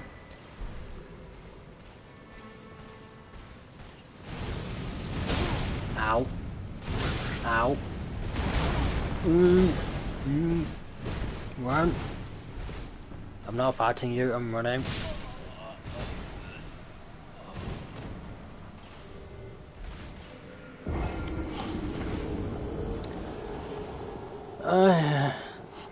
I really hate Crucible Knights.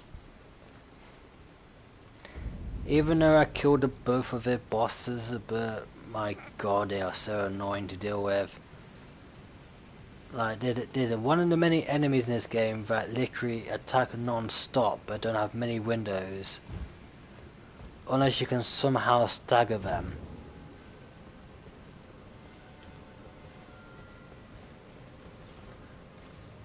Oh, there's no way I'm gonna fucking get around him. He's literally ran through in front of my runes. Don't lock on. Roll. Roll. Ow. He's not gonna let me go. Okay.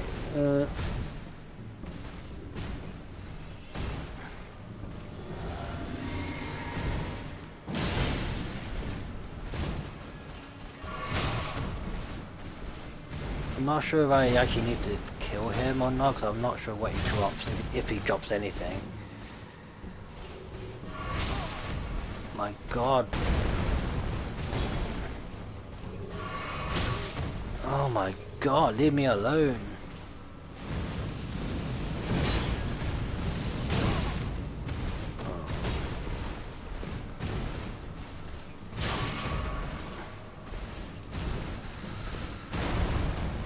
I might have to actually two-hand this to see if I can get a stagger.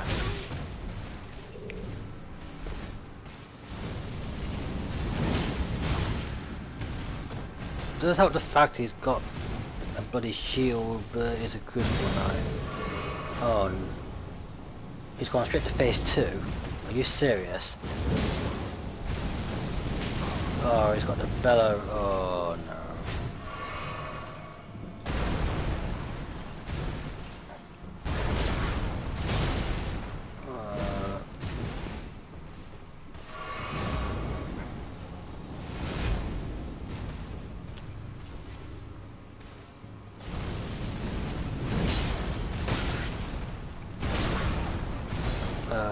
Is nearly dead.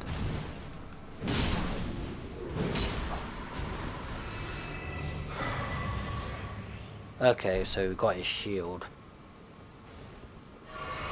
Not really important because I don't use shields. Not in late game anyway. In early game, sure, but not in late game. So what I'm going to do is I'm going to reach the next grace of this area, then I'm going to end the stream because I've been playing for a long time now and it's getting really late from where I am. And there's another Crucible Knight. Great. Best thing I could do then is run to Grace and just come back. Or if I can somehow knock him off.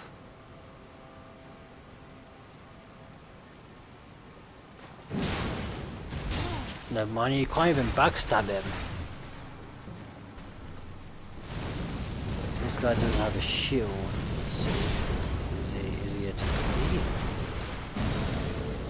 But he's already in phase 2. And this is a new version of him I've not fought yet. Ow.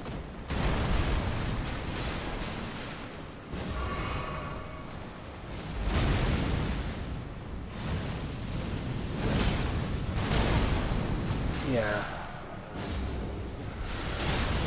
Oh, he's got horns. And I'm dead.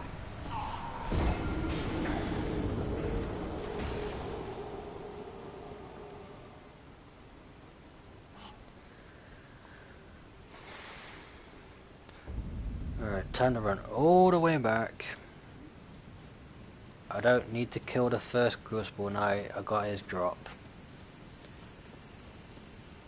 So I just need to kill the second one. Or do they actually stay dead? Because I know that some enemies do. Like, some of the tougher enemies actually do stay dead once you defeat them. Yeah, I guess they do stay dead.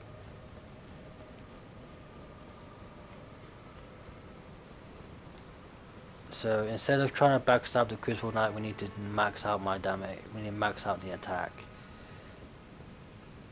But obviously there's an enemy around here somewhere that comes out of fucking nowhere.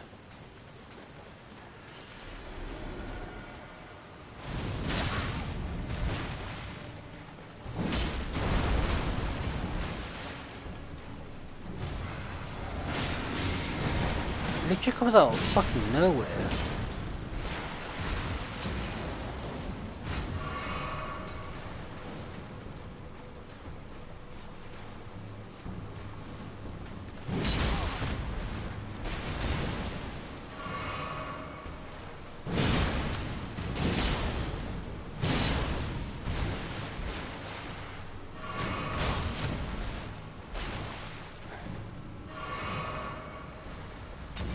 This is not fun, this is not fun!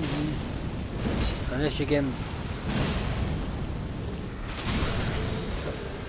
Well, at least they killed him. Then, never mind.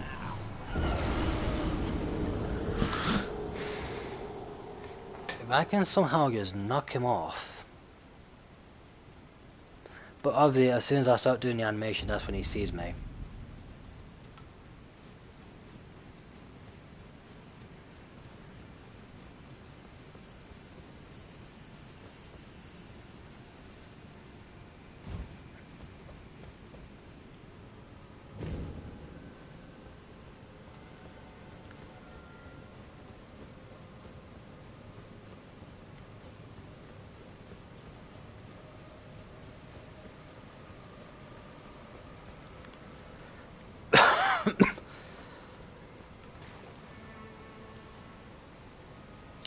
Why am I posturing? I want my fucking runes.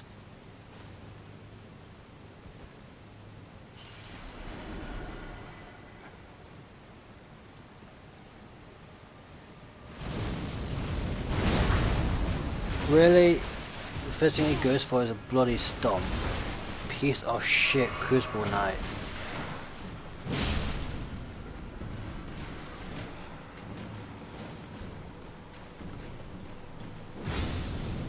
Eat shit.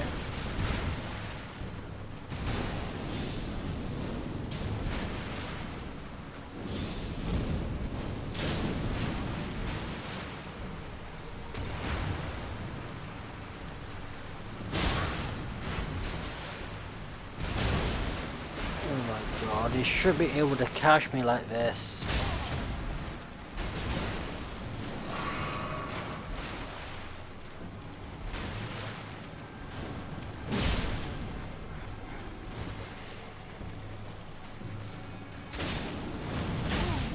I'm getting interrupted each bloody attack. Oh my god, this is annoying.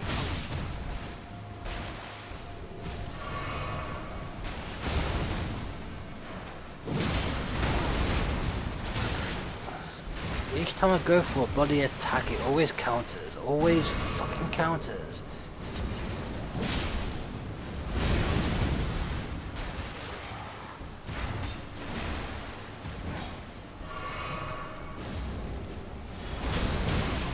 I wasn't ready for that because I was too busy trying to fucking do something.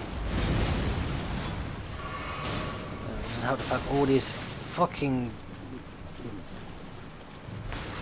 I don't even know what the fuck they're called.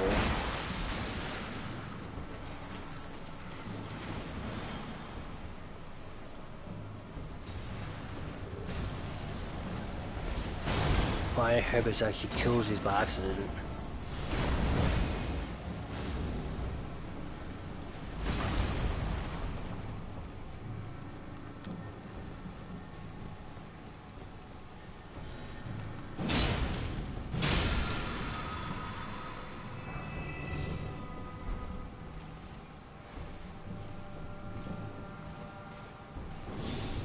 Eat shit. That shouldn't have hit me. I literally dodged into the attack. Whatever game.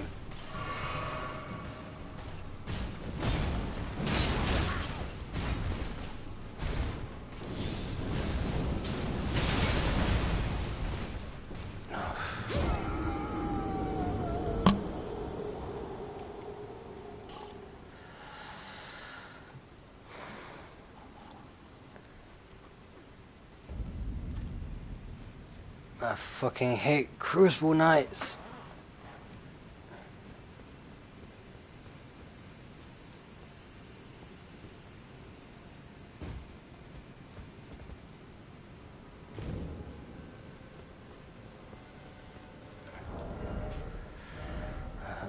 Let's give this a try.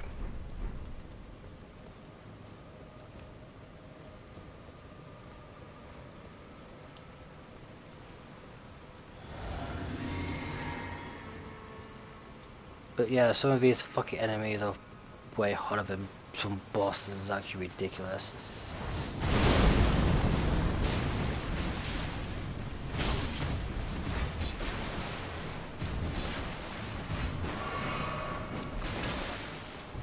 Go away.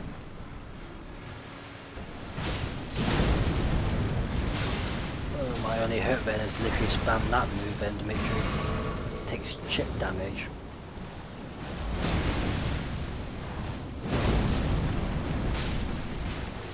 I should have just done that to begin with.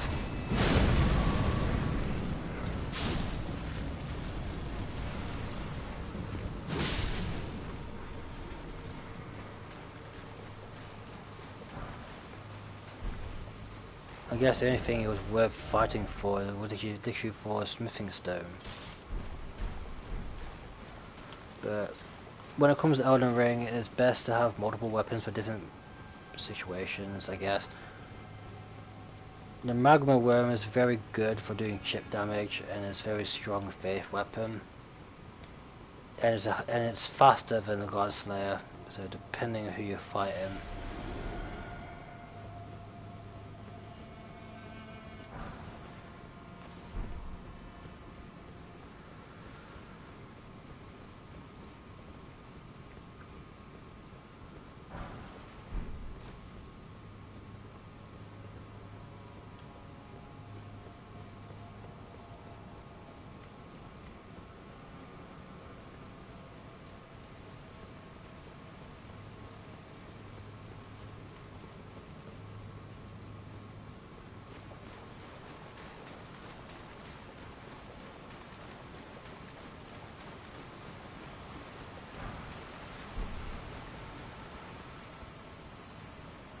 Someone here.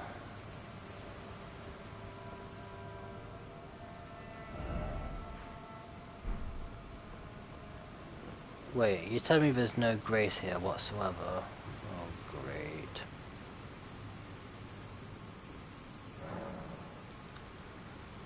Okay, so this is Dee's brother.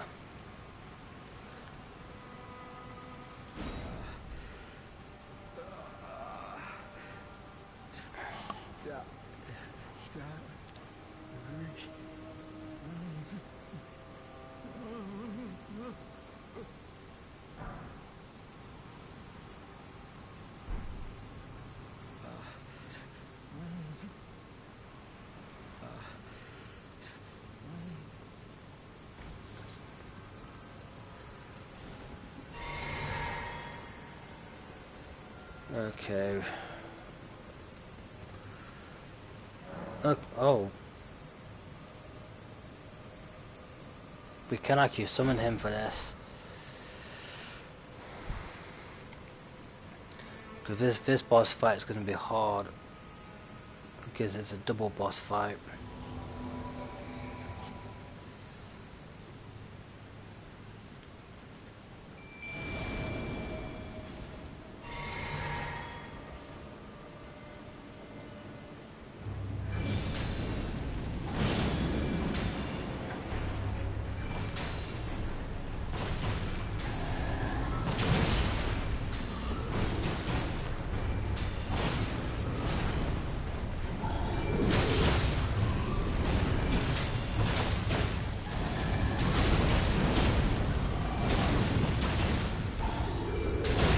Oh my god. Oh crap.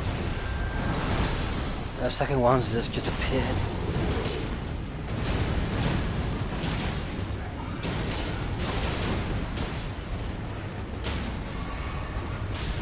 No, the first one's dead.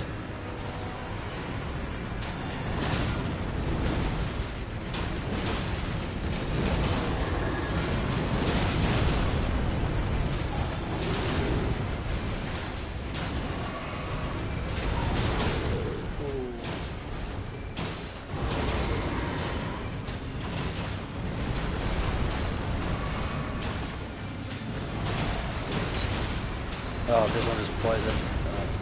Oh, careful.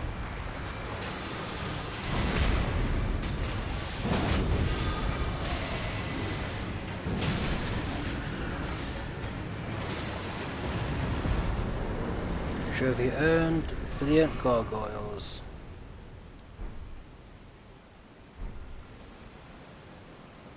Yeah, without summons, that boss fight is actually really difficult. Like, insanely difficult.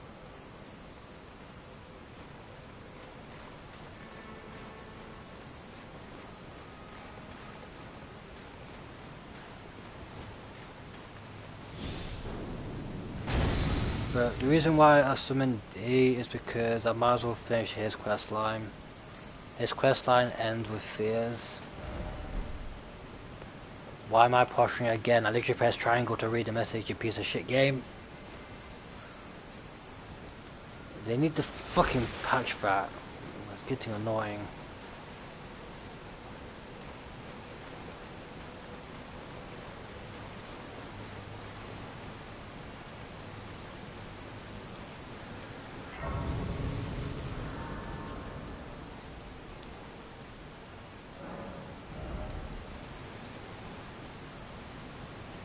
Right.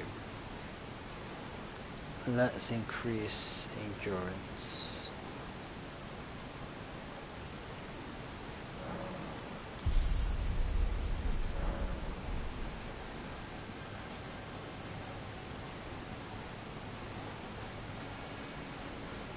And if this looks familiar to you, we're literally going down a waterfall in a coffin again.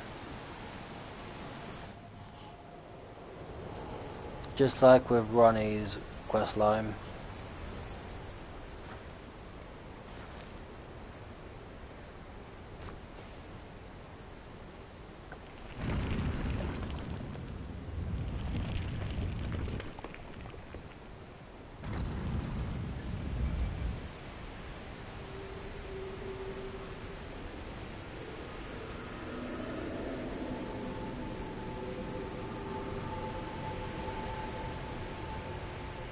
Okay, we're going up, not down.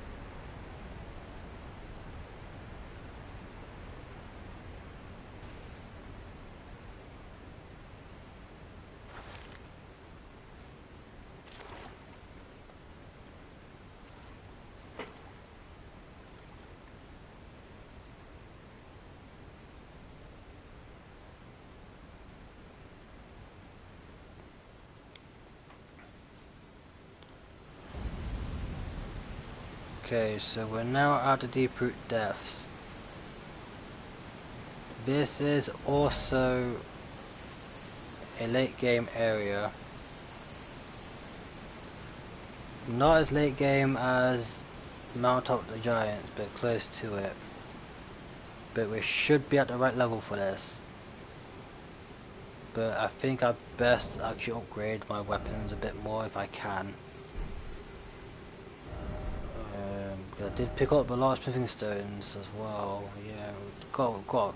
Well, apart from smithing stones 3, that's the ones that we bloody need.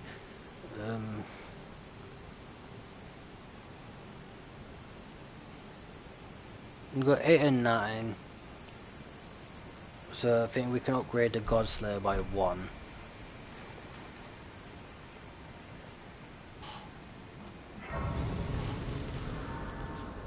But I think I'm going to end this stream here though, guys, because I've been streaming for about 4 hours and it's currently 10 to 3 in the morning for me. For those of you who are watching, I am from the United Kingdom, so I am 6 hours ahead of the United States. So I really should go to bed. So thank you all for watching, guys. I will pick up with part 7 either Friday or after Christmas, because obviously it's 1 week before Christmas. So if I don't see you guys before then, I wish you all a Merry Christmas, and I'll catch you next time.